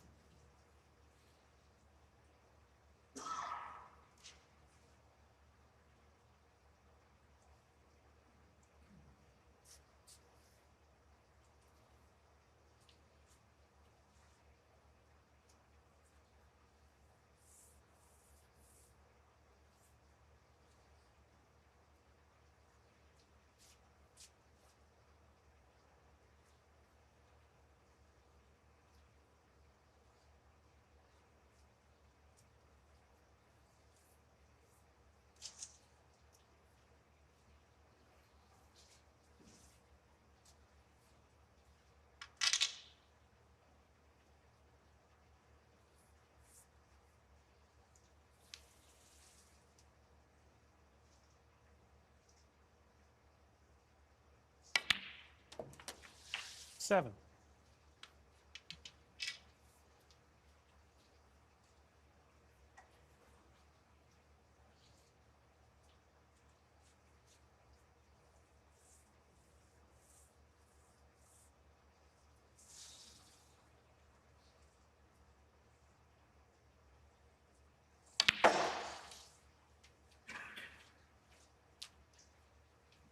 Well, chances like this have not been coming along that often tonight. 13. An evening of high-class safety and tactical play.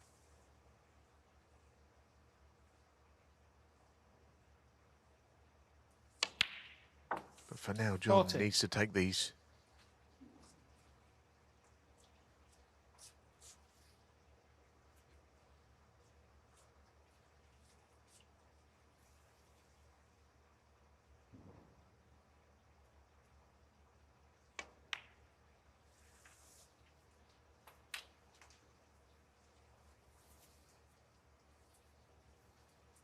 Nineteen.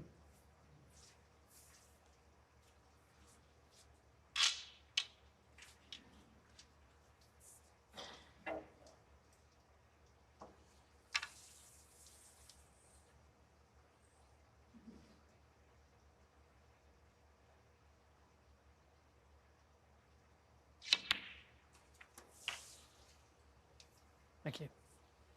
20. Well, is he on the black? No, he's not. Goodness. He could have afforded to screw back a little bit too far and had the pink from further up, even the blue if he really misjudged it, but that was the worst outcome. Yes, he's got the pink, and he's got that red up the table, but he's going to have to play it well. This is not part of the original plan, playing up there.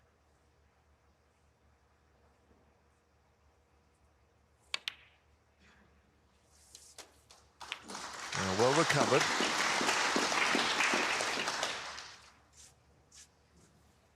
$26.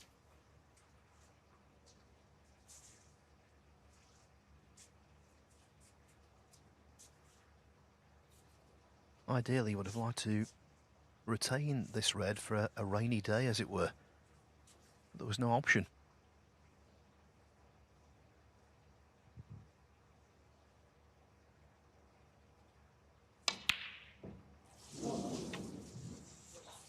He just felt as though break went on. 26.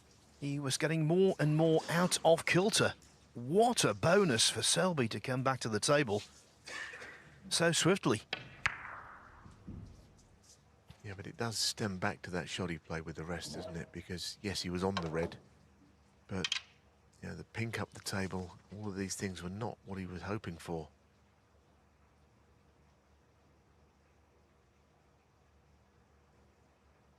I think when a player loses position, they gradually get further out of position. And this was the shot. He could have afforded to go back further with that cue ball because there were so many options, but finishing there, he was limited.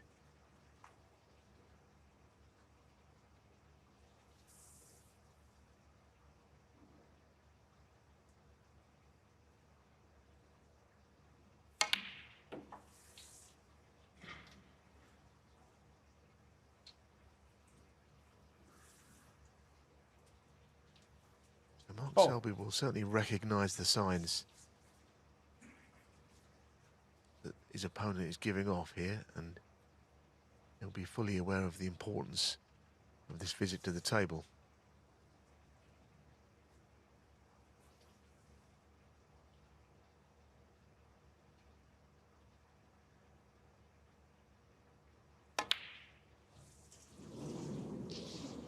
Max Selby full. Quite amazing, isn't it, how well they played this afternoon.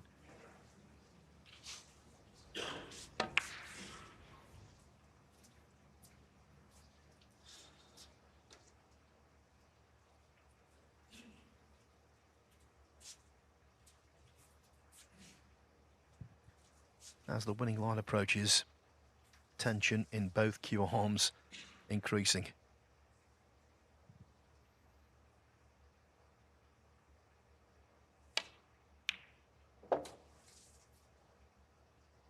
One.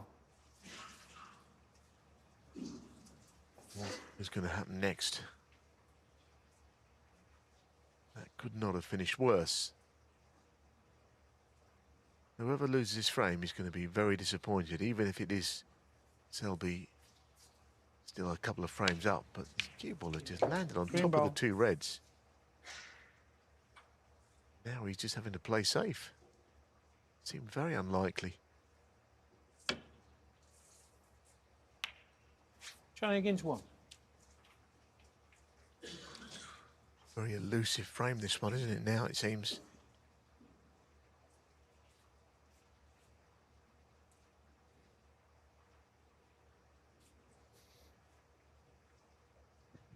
And for all of the high quality we've seen in this match, the way it works, so often, it's the lower quality, scrappy frames that have the biggest psychological impact because, as Neil pointed out, both players know they've had chances.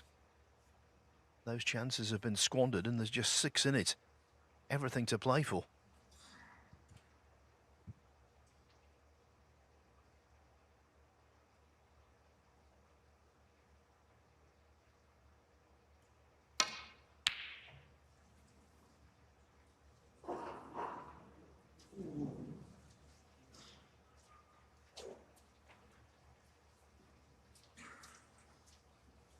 Well, he could only have left the red that he played and missed.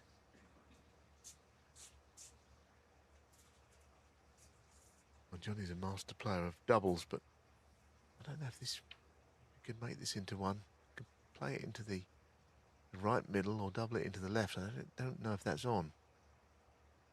Well, it always is with John, isn't it? It didn't look natural. Looks like the cue ball's a little bit further down the table, but John has been knocking those in for all of his career.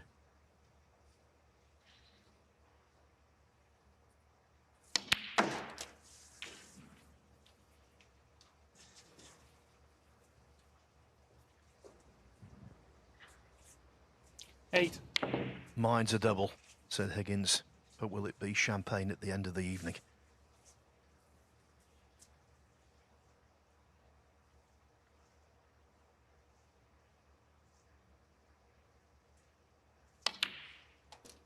Nine.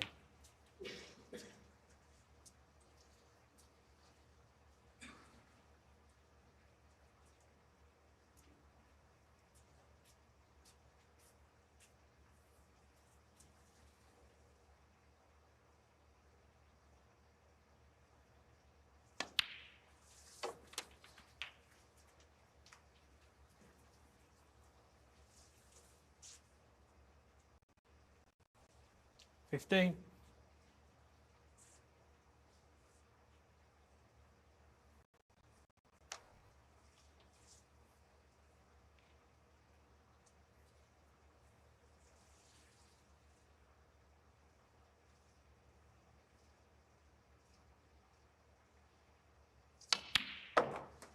$16.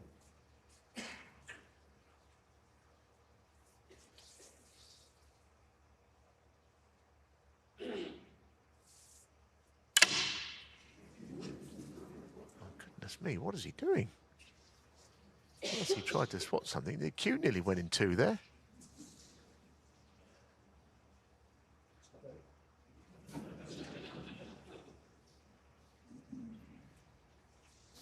I can understand his annoyance, but you whack the cue against the cushion rail.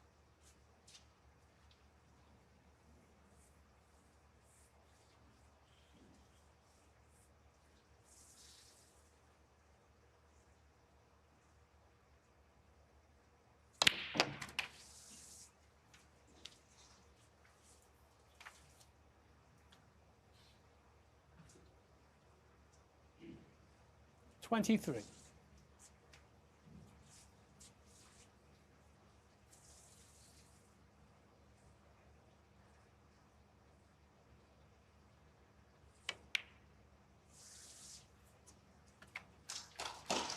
For a split second there, you saw Higgins.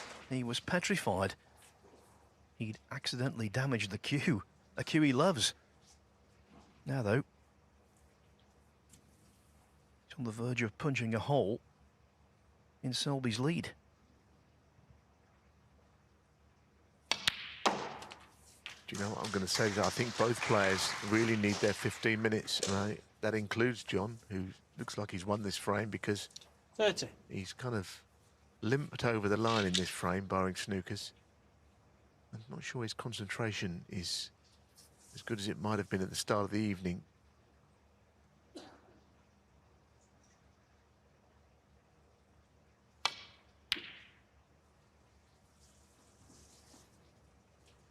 John Higgins, 30.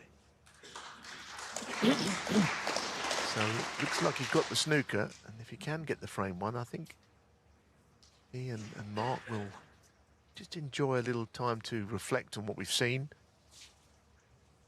before we get into the final phase of it all.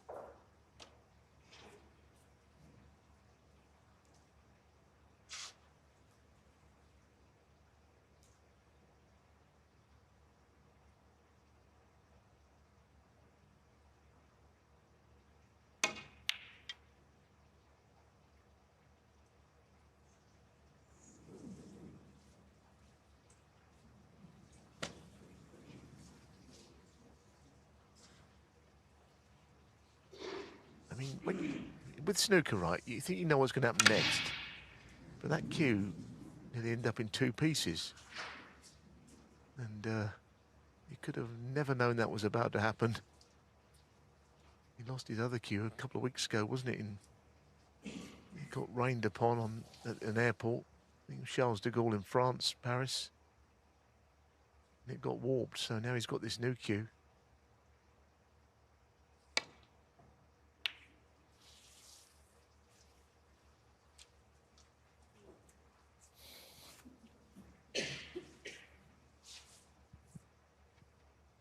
If there's one player you don't want chasing, needing a snooker against you, it is Mark Selby.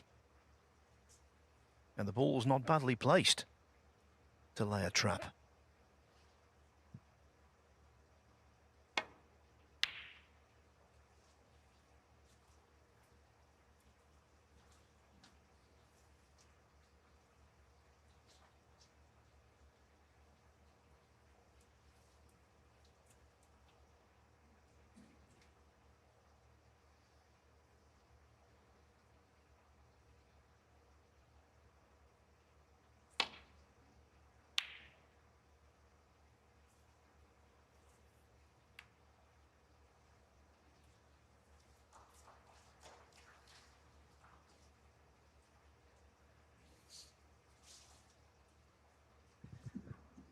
Selby's the one who finds the blue, the blocker.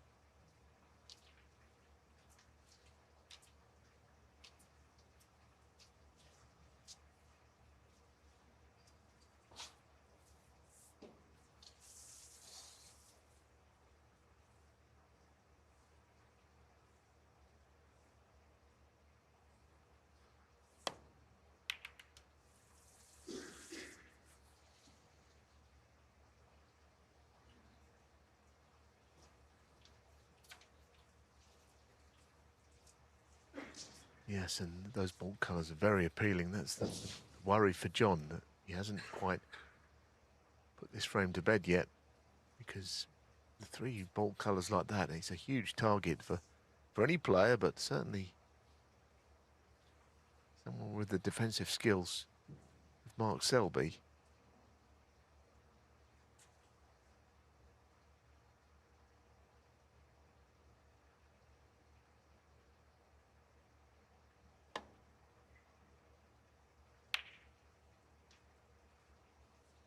I'm sure that one will be good enough to get the 4-point penalty, if it is a snooker, which I'm sure it is. But either way, yeah, this has been a strange frame. It wouldn't rule out another twist somewhere.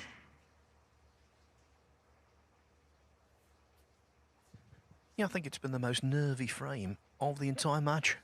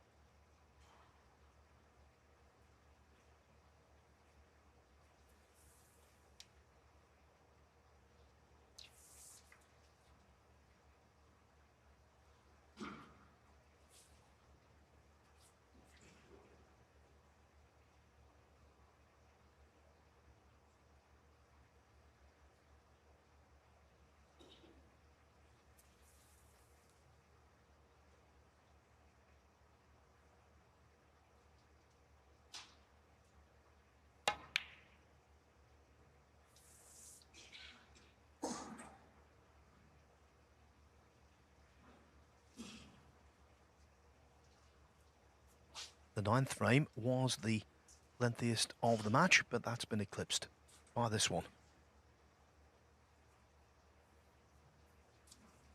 Higgins, though, has a clear path to this red.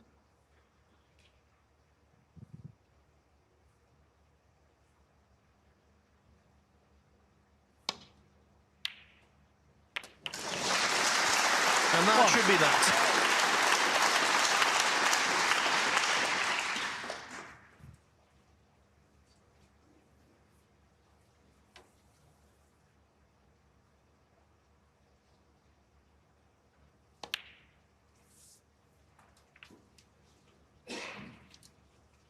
Selby enjoyed a 2-frame lead starting the evening's 5. play. 7. It remains exactly the same.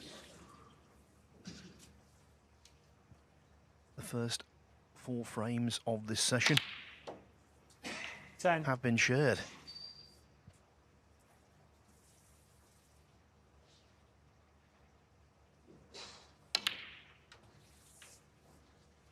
We've gone from the 14. brilliance of this afternoon to the battle of this evening.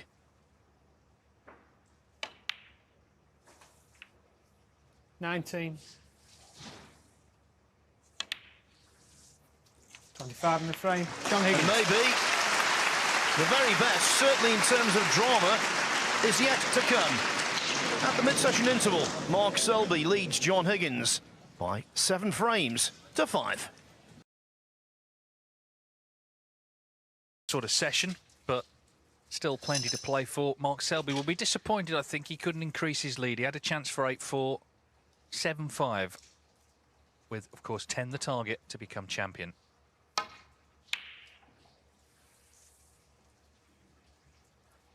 So this now the fight to the finish. Two players well used to winning tournaments. John Higgins has won 54 professional titles. Mark Selby 37. But have both waited a while for their last ranking success. So whoever comes through at the finish, it's going to be a big night for them. We just saw the Champion of Champions trailer. John Higgins has been an ever-present in that since the first staging in 2013. He's not in it yet this year. Mark Selby and Judd Trump, in fact, the only other two players who played in every one of those.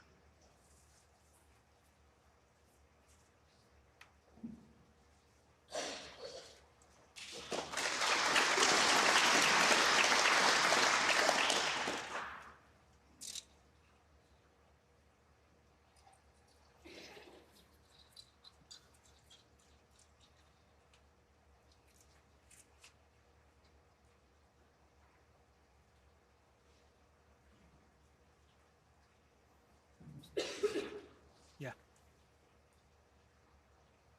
Yeah.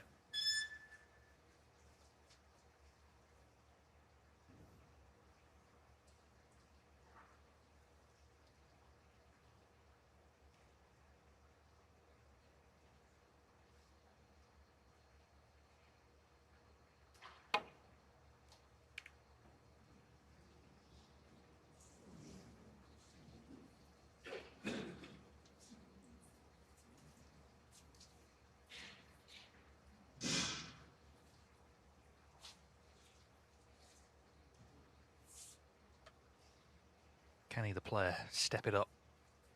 Maybe that both do.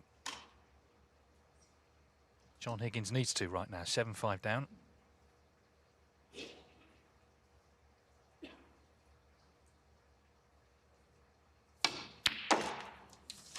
One. His highest break tonight, just 47. But the night's not done yet. He's in. He's had the 15 minutes. I think they both appreciated that chance to get out of the arena.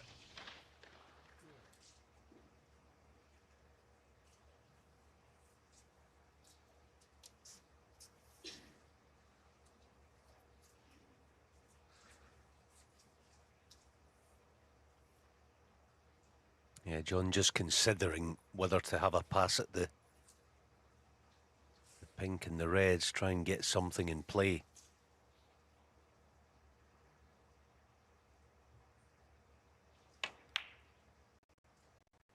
Yeah, that's probably the correct decision. You know, try and build a lead.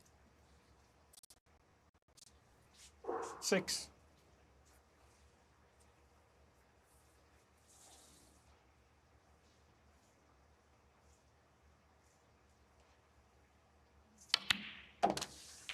Seven.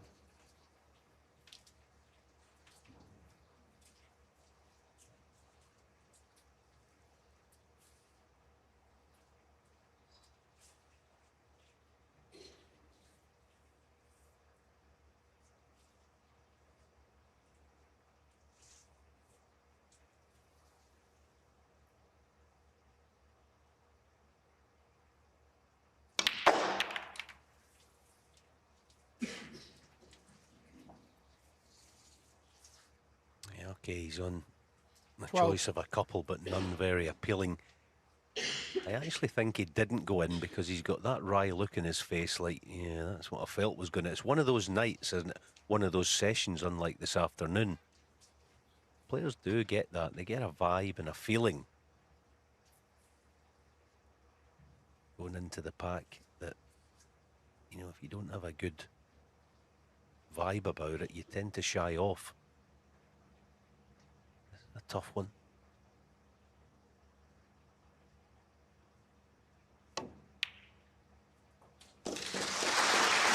13. He's also a tough one though, isn't he, John Higgins? 30 years since he won the first of his 31 ranking titles. 3.5 years since the most recent success.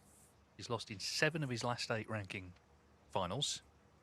But there's no disgrace in that. You're always going to be playing another top player, another player in form. Of course, there were a couple of close ones he failed to close out. That was the start of a few problems he's had. Hence, he dropped out the top 16 a week ago. But we know he's already back in, just reaching the final here. 15. And if he's going to come good at any point, it's going to be at this part of the tournament, isn't it? When you have to. He's done that so many times before.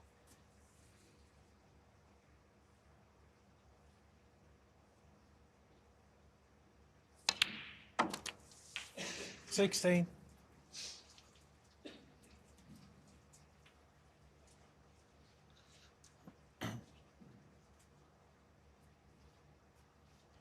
I know one thing, if he wins tonight, that baggage handler, Charles de Gaulle Airport, might get a little bottle of wine or something, because oddly enough, his old cue getting wrecked.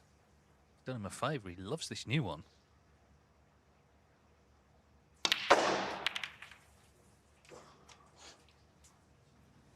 Just not happening when he plays into them. Yes, he's still got one, but awkward 21. cueing it. It's going to depend on how centre he can get to the cue ball. Yeah, it's hampered badly.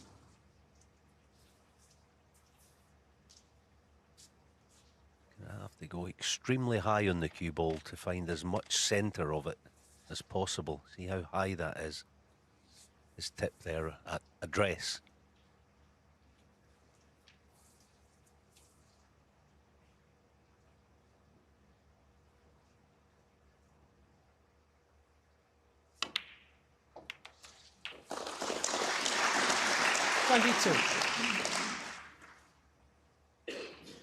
Yeah, just the little things he needs to be going for him are not at the moment. So it's a little sort of mental test to accept that and try and stay focused.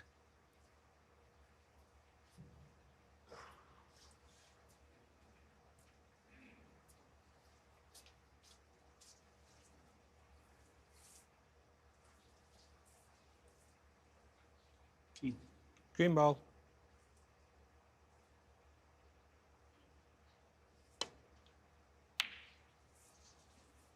John Higgins, 22. Yeah, disappointed, but at least he leaves the table giving Mark a problem. He was wise enough, as always, to keep the cue ball central. When you do that, it gives your opponent, when the reds are like this, it gives them less to work with as far as getting the cue ball back to bulk.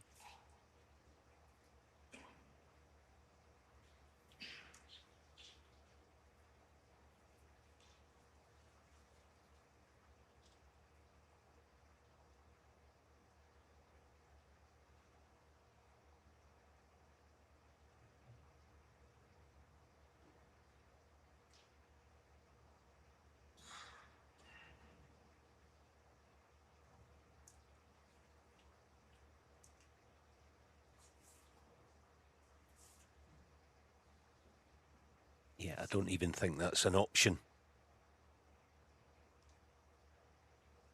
It may be that he's got to have a mini gamble and just try and leave the cue ball in the corner.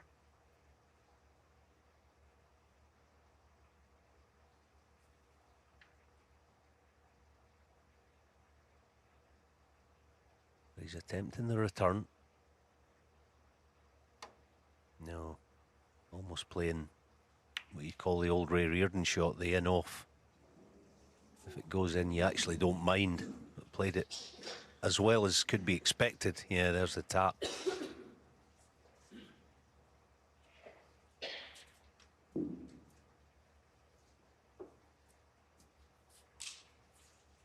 Call that the Ray Reardon shot. It was one of those. He was a sly old fox.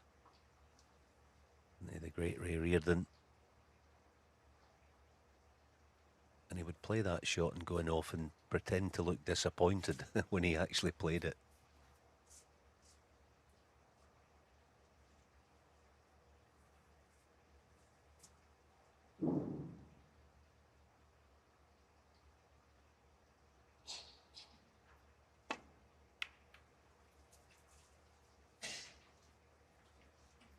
Ray Reardon, the oldest ranking event winner at 50. John Higgins tonight, if he wins, would become second oldest. Turned 49 in May. Ray's record's going to go, isn't it? I think we know the candidates. I know 3 of them who could take it in the next year or so. Of course, Mark Williams won the Tour Championship just a few weeks after turning 49 earlier this year. Ronnie O'Sullivan will be that age in December.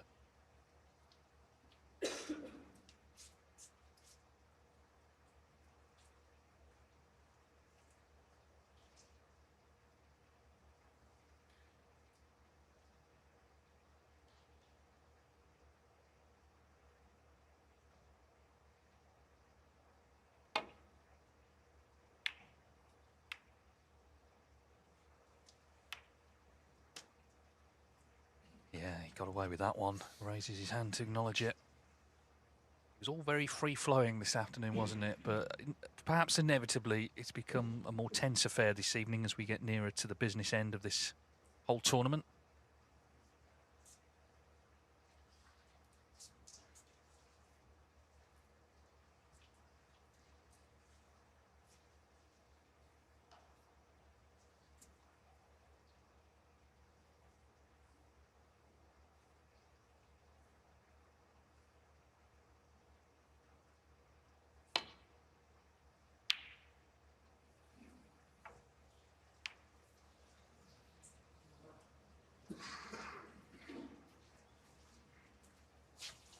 Yeah, so mistake from Higgins.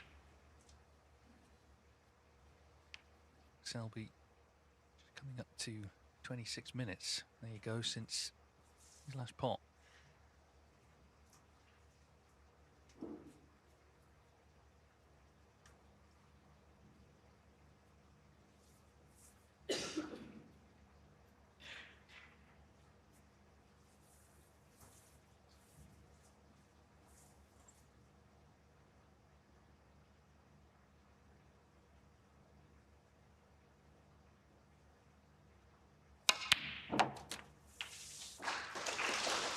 Well,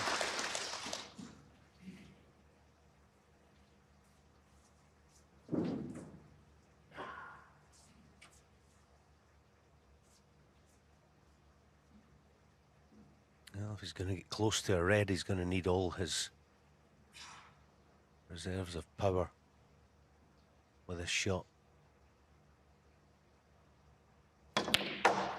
Oh, that is a fabulous shot. It really is. And if the black goes, which I'm pretty certain it does, this might be a better chance after this next shot.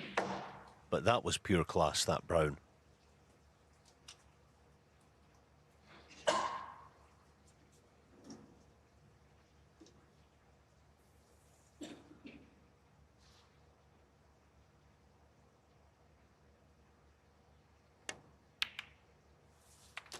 six.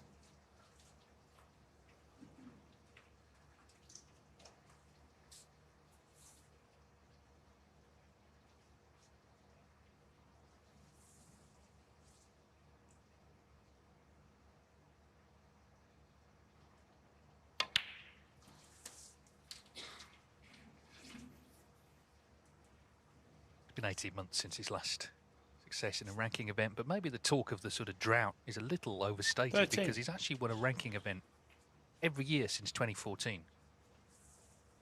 It's the longest current run of any player in terms of winning one every year.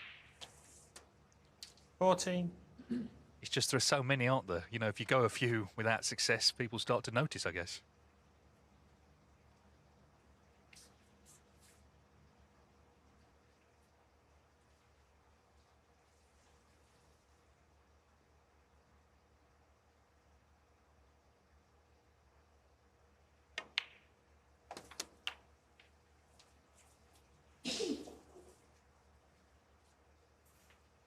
Twenty.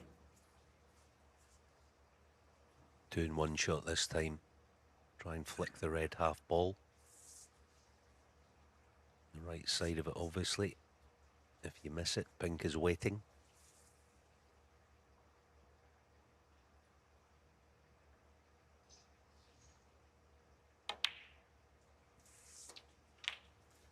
21. Just didn't judge the pace of it.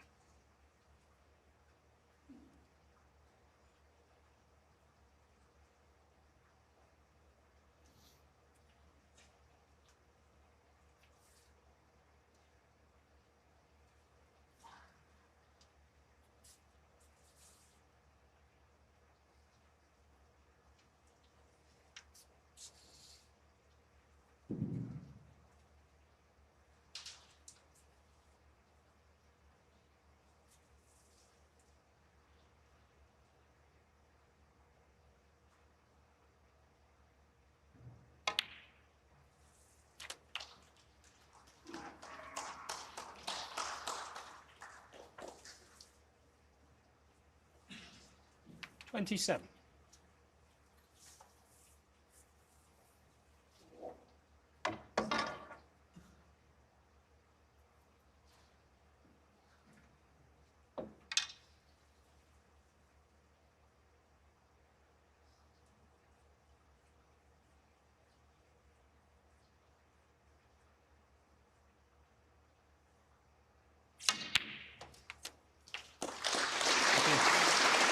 $28.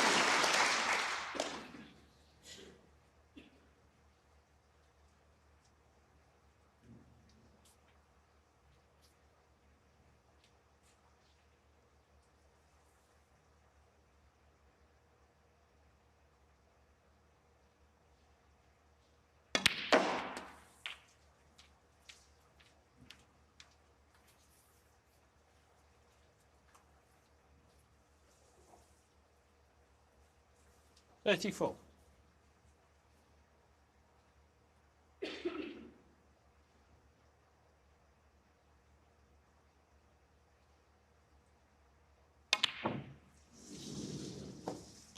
Mark Selby, 34. That annoyed him. There was some hard work still to come in this frame, but that miss frustrated him.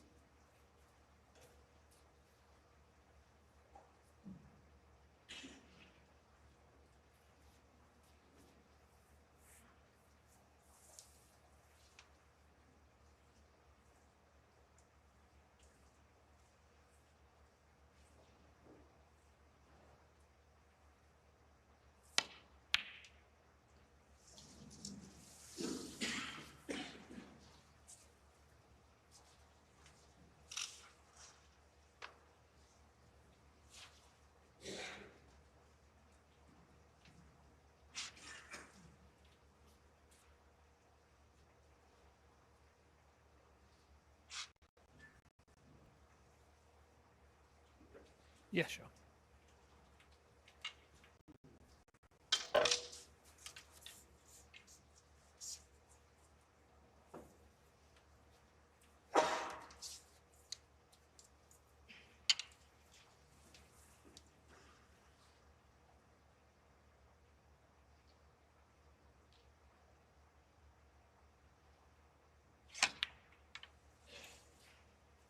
Thank you. This final's following a similar path to last year's British Open final. Mark Williams got the better of Mark Selby 10-7.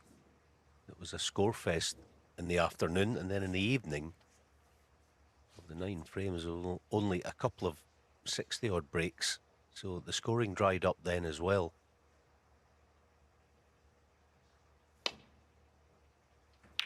Oh, John, foul 7 if the black... Oh, wow. Foul.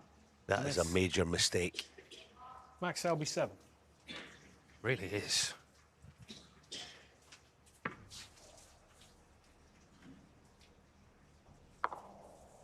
So Mark Selby, helped by the 7 points, 19 in front. 1.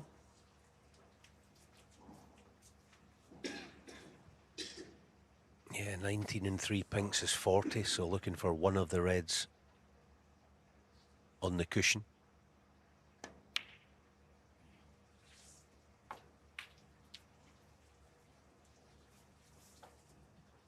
Yeah, I mean, it feels like a difficult 7. match, but it's not through want of trying. They've still been attacking. It's just that mistakes have crept in. It must be to do with the fact that, you know, there's a big title on the line, and it is big despite all they've won between them.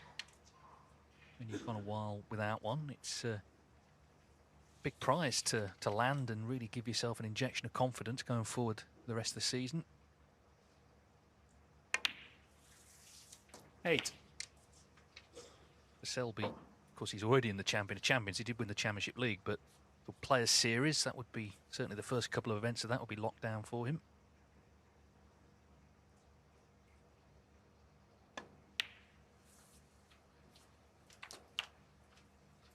But also he's been looking to enjoy snooker again, and of course, it's just a fact. 14. You enjoy it more when you're winning.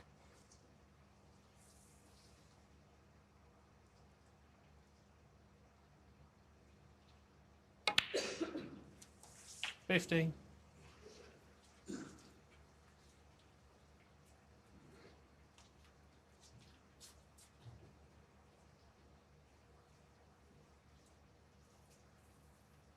No heroics here.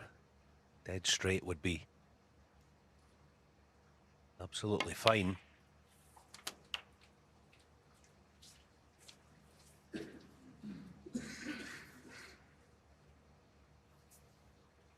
$21. $22.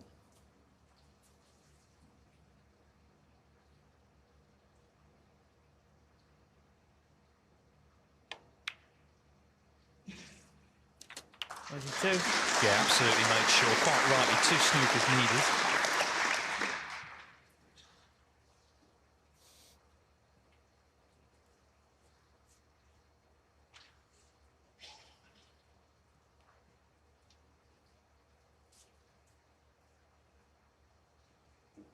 Pink ball.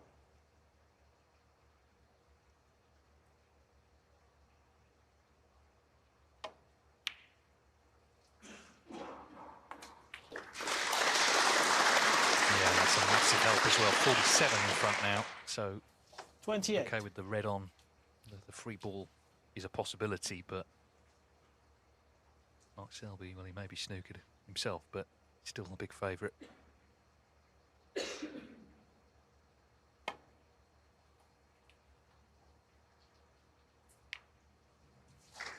Max Selby, 28. It was a big error from Higgins to catch that black the way he did.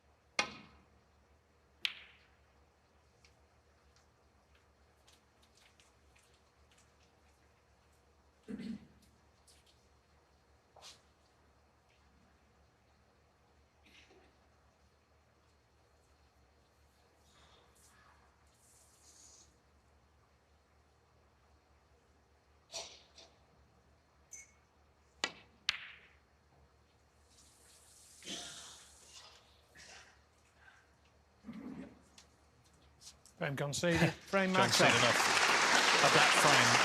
So again, it wasn't the most flowing frame of snooker. Mark, we've covered here over the last decade on ITV, and we remind him all the time of that. But after tonight, that might have to stop because he's 2 away from lifting this British Open title. John Higgins has got to try and cut out the errors that simply weren't there this afternoon. Although he was 5-3 down, he played outstandingly well himself. But the breaks have dried up tonight. It's been a more disjointed affair. There's still time for that to change. For Higgins, though, it'll have to be soon.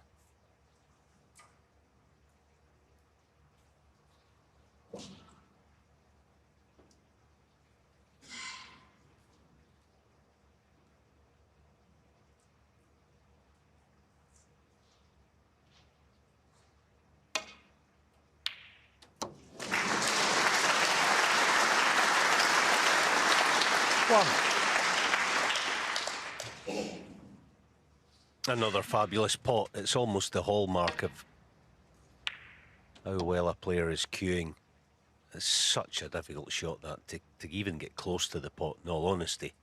And he's looking to press ahead with the long, ball. straightish green.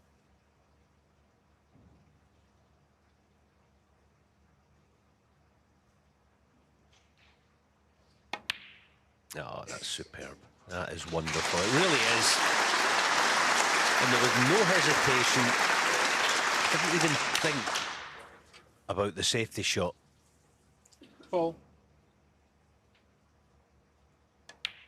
Yeah, reminiscent actually of this afternoon, the quality that we saw, as David said. Really is. When he gets in form, this fella, he's unplayable.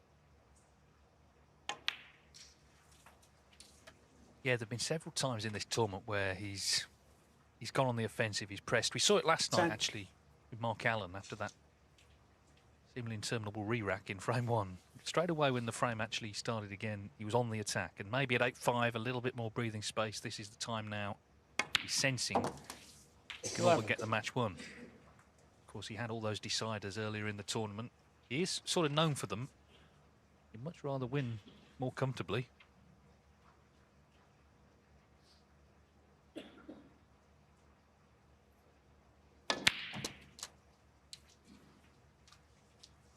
That was a fabulous shot as well. What it means is that he's pretty much guaranteed the low black 18. now, almost picking his spot from the left wing to meet the right half of the pack, I would imagine. Going deep on the cue ball. 19. Okay, so there's the low black. I mean, as far as going deep and getting the cue ball spinning through them, he's the man for the job, but boy, there's a lot of reds to get through. See? Oh, wow. What a shot that is. Not many players in the game could get the cue ball spinning the second time. Watch this. Once, twice, actually 3 times. Wonderful shot.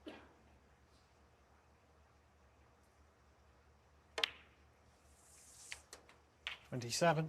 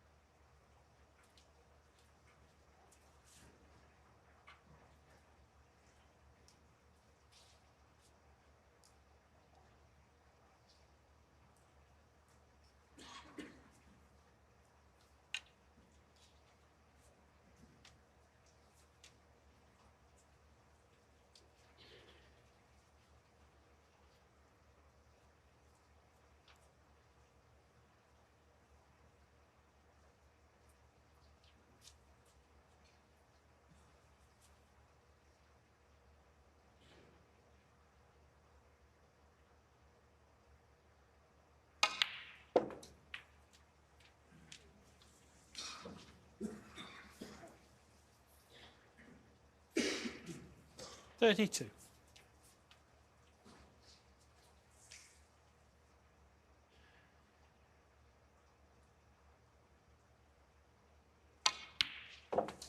$33.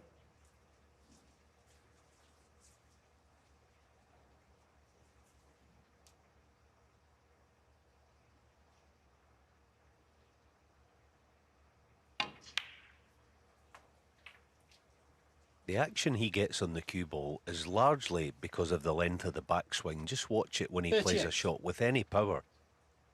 It's so long. I mean, he's a big fella, so he actually disguises it well. But it comes all the way back.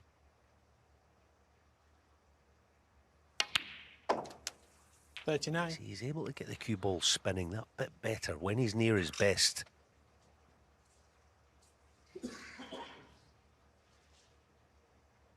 Also gives you such a wider range of shots.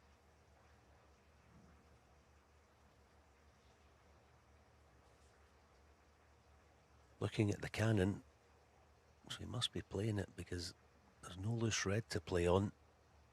Almost try to find the gap through them, just there. Perfect.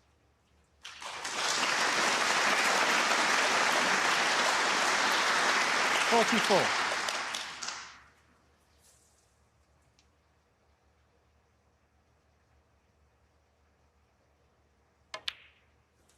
45.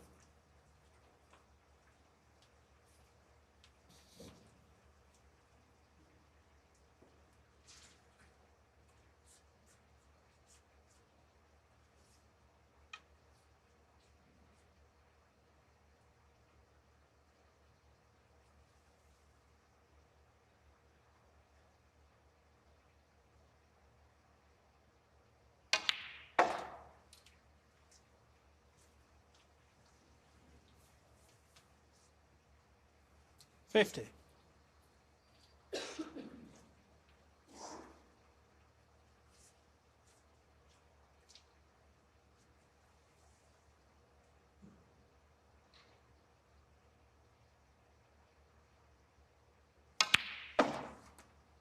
$51.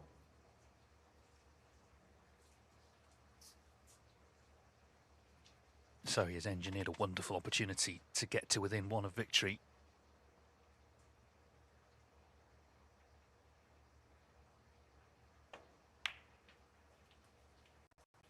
Talk about his form and, you know, a slight title drought, but of course he has had off-table issues which he's opened up about 56. that have obviously affected his game. I think for Mark Selby though, and it's been true since he was a boy, the snooker table has always been a haven away from the outside world. It's where he almost feels the most comfortable.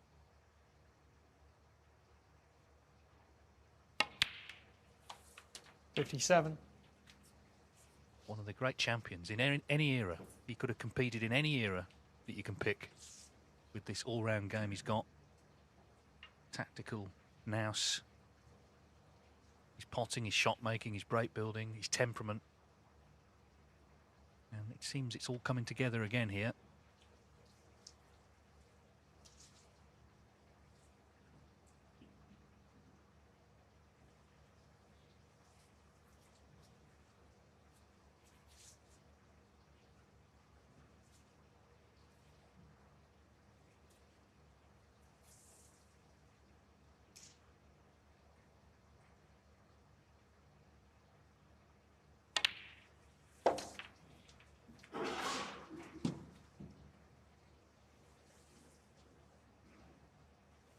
So as you see, this is the ball that should get him to 9-5 and to the brink of victory in this British Open final. This has been another masterful break. This is the sort of snooker he was playing this afternoon.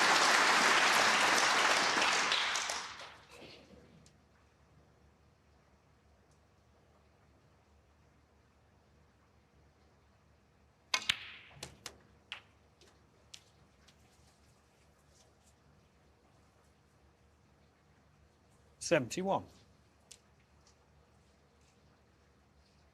He's already made two 72. total clearances in this match, 137 and 135 this afternoon.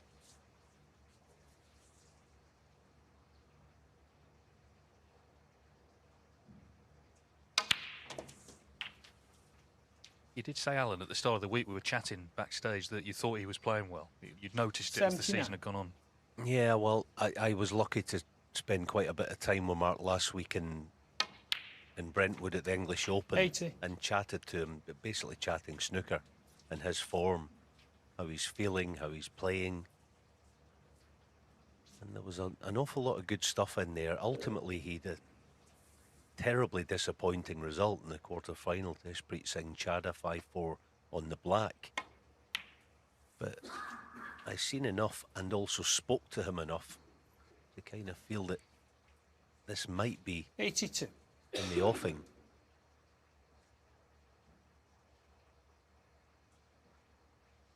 I think one other thing that I kind of 83. suggested at the end of this afternoon with a chat with Rob, I kind of suggested that John's got to be careful when he breaks off, leaving the half ball red. He did it in frame 8 and Mark made a 137. He did it in this frame, the exact same break off, and this is the result of 85. that. Not a lot John can do about it, granted.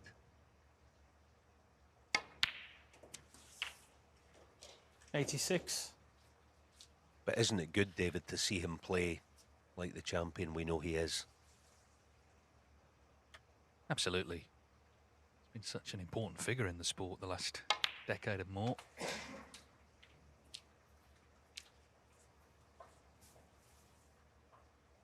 Just his attitude to the game, 91. the respect he has for it as well, because he was never given anything, Mark Selby. He had to work for it. He's still working. That may have been a kick. He's staring at the cue ball accusingly because he's been denied another century. But he's made 91 and he's 1 away from victory. Still giving the cue ball a stare.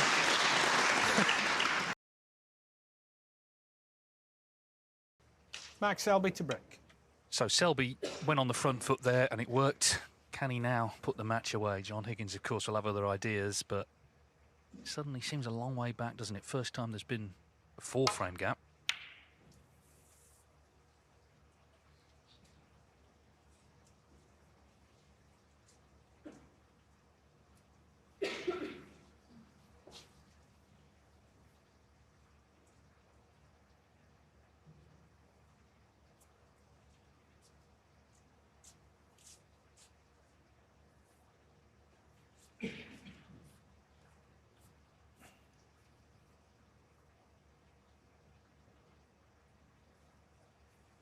Yeah, John has trailed 9-5 in big finals before and prevailed. But this seems like a mammoth task ahead of him. What does he have left?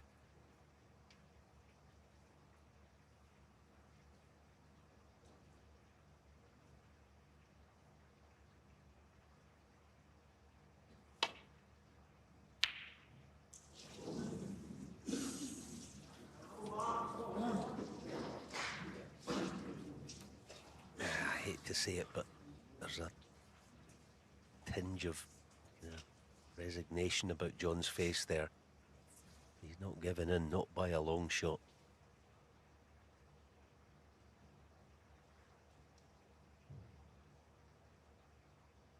But Mark Selby, like all the great champions, is a tremendous finisher in finals.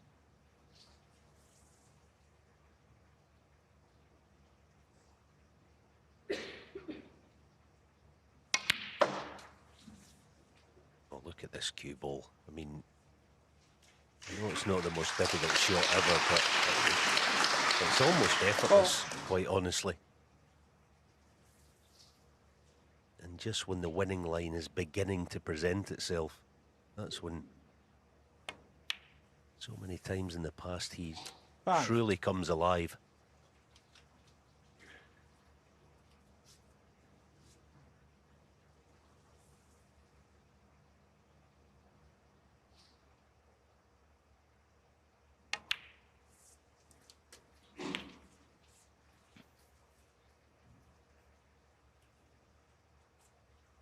$12.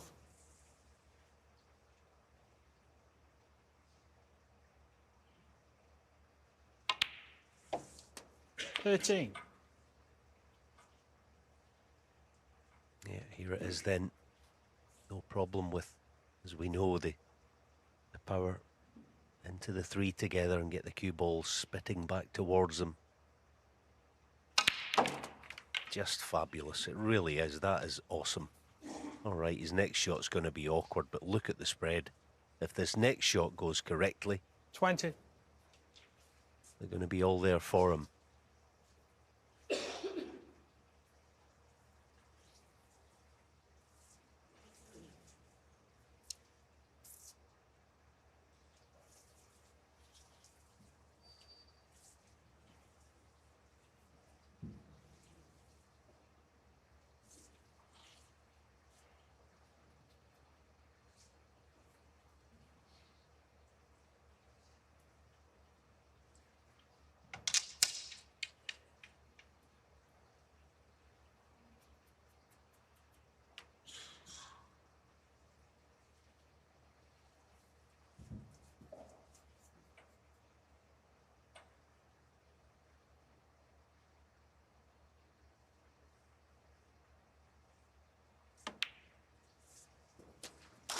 21. It's just so awkward to get to, but he's played it superbly. So this is a serious chance now, as Alan says, to get it won.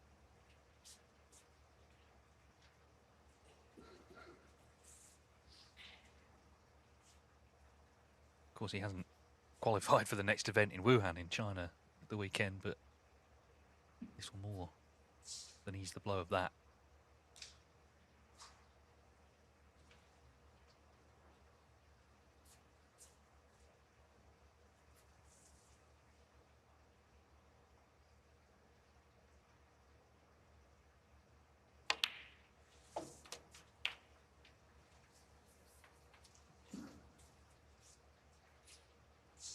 28.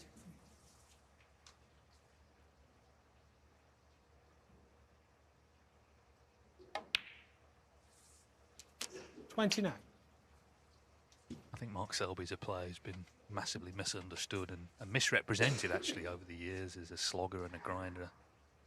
If you've watched today's final, you'll have seen the different levels to his game, the different facets to it, including the scoring, the shot making, and in situations like this, the bottle as well.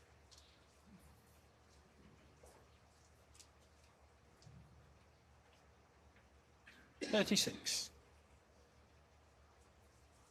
Because everyone has their favourite styles and favourite players and preferences on how they like to see snooker played. 37. But you know what? What's not boring? Winning.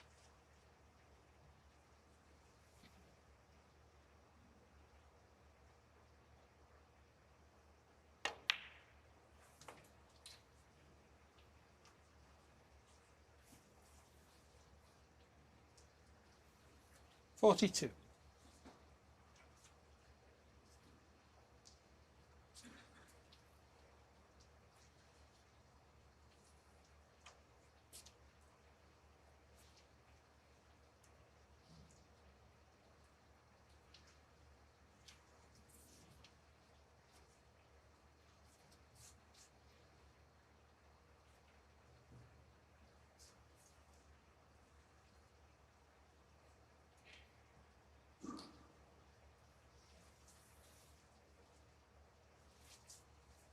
He took a little time out in the last frame on about 20 odd just to get his mind on the order that he wanted to take the red colours, and he's kind of done the same just then.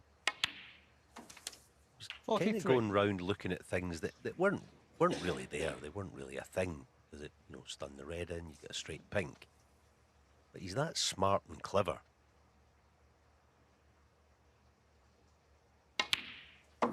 I was talking about the second man, the late great Ray Reardon disguising things when he was playing. It's a trait that Mark Selby also has, you know, even there. Just clean the white, please, referee, or the pink's going to be spotted. So he backs off, little time out, sip of water. Just keep everything nice and calm. Yeah, it's a good comparison. I mean, Ray Reardon, he would use sort of laughter, wouldn't he, to his advantage. It'd be all smiles and then suddenly go for the jugular. We saw a little bit of that last night with Selby after the re-rack. It was all laughing and joking. Next minute, a long red had flown in. He won the frame.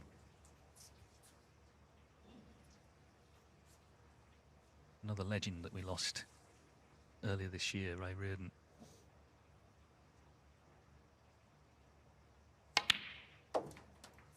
$50. Truth is, we're all standing on the shoulders of giants. One day they'll be naming trophies after this man.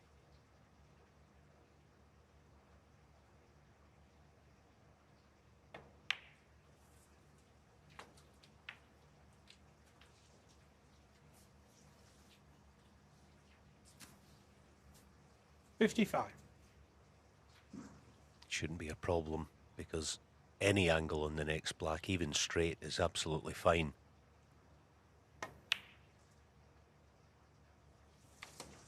$56. There you are. He's pretty much straight, but the red to right centre, if he wants it, will do nicely.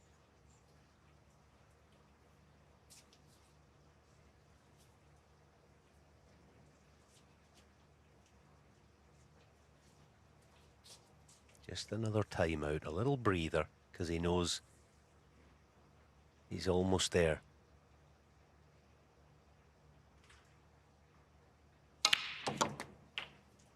But as is his way, he typically plays a shot that certainly... 63. I know Stephen Hendry believes, and I do too, that he's the best in the game at that shot. Red and a simple blue to follow. He's going to be the champion. 64. Yeah, at the end of last season, Mark Selby was very disappointed to lose in the Tour Championship. First round of the World Championship, was talking about possibly retiring. Thank goodness he didn't. Because when you can play like this, why wouldn't you want to carry on? He's so tough. He's proved it again. Barring snookers, this is for the title.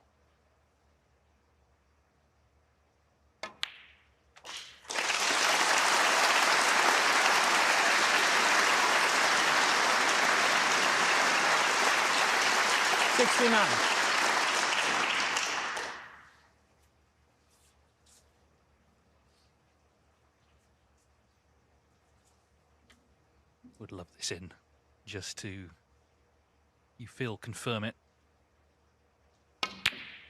And it goes. 70. And now the relief will descend.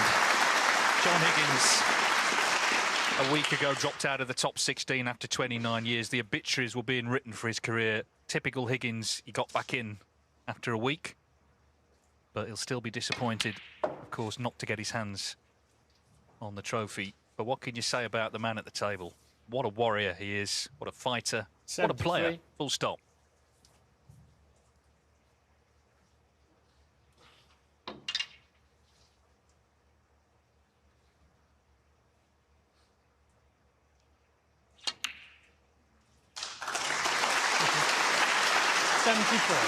We saw a week ago at the English Open, Neil Robertson return after a barren spell. These great players do not stay down for long.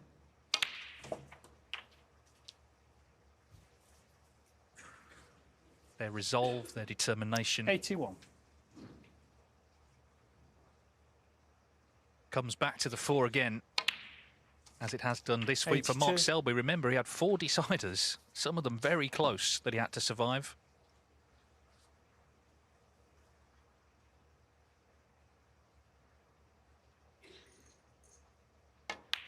But he played really well last night in the semi-finals, even better in the first session this afternoon, and again at the end of this match to get it won. 91 in the 87. last frame, and whatever this finishes up as.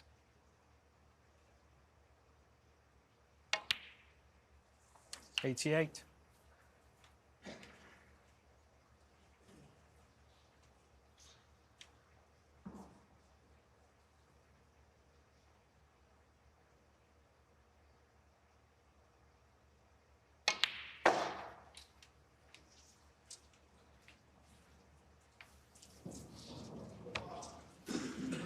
$93. He wins a century.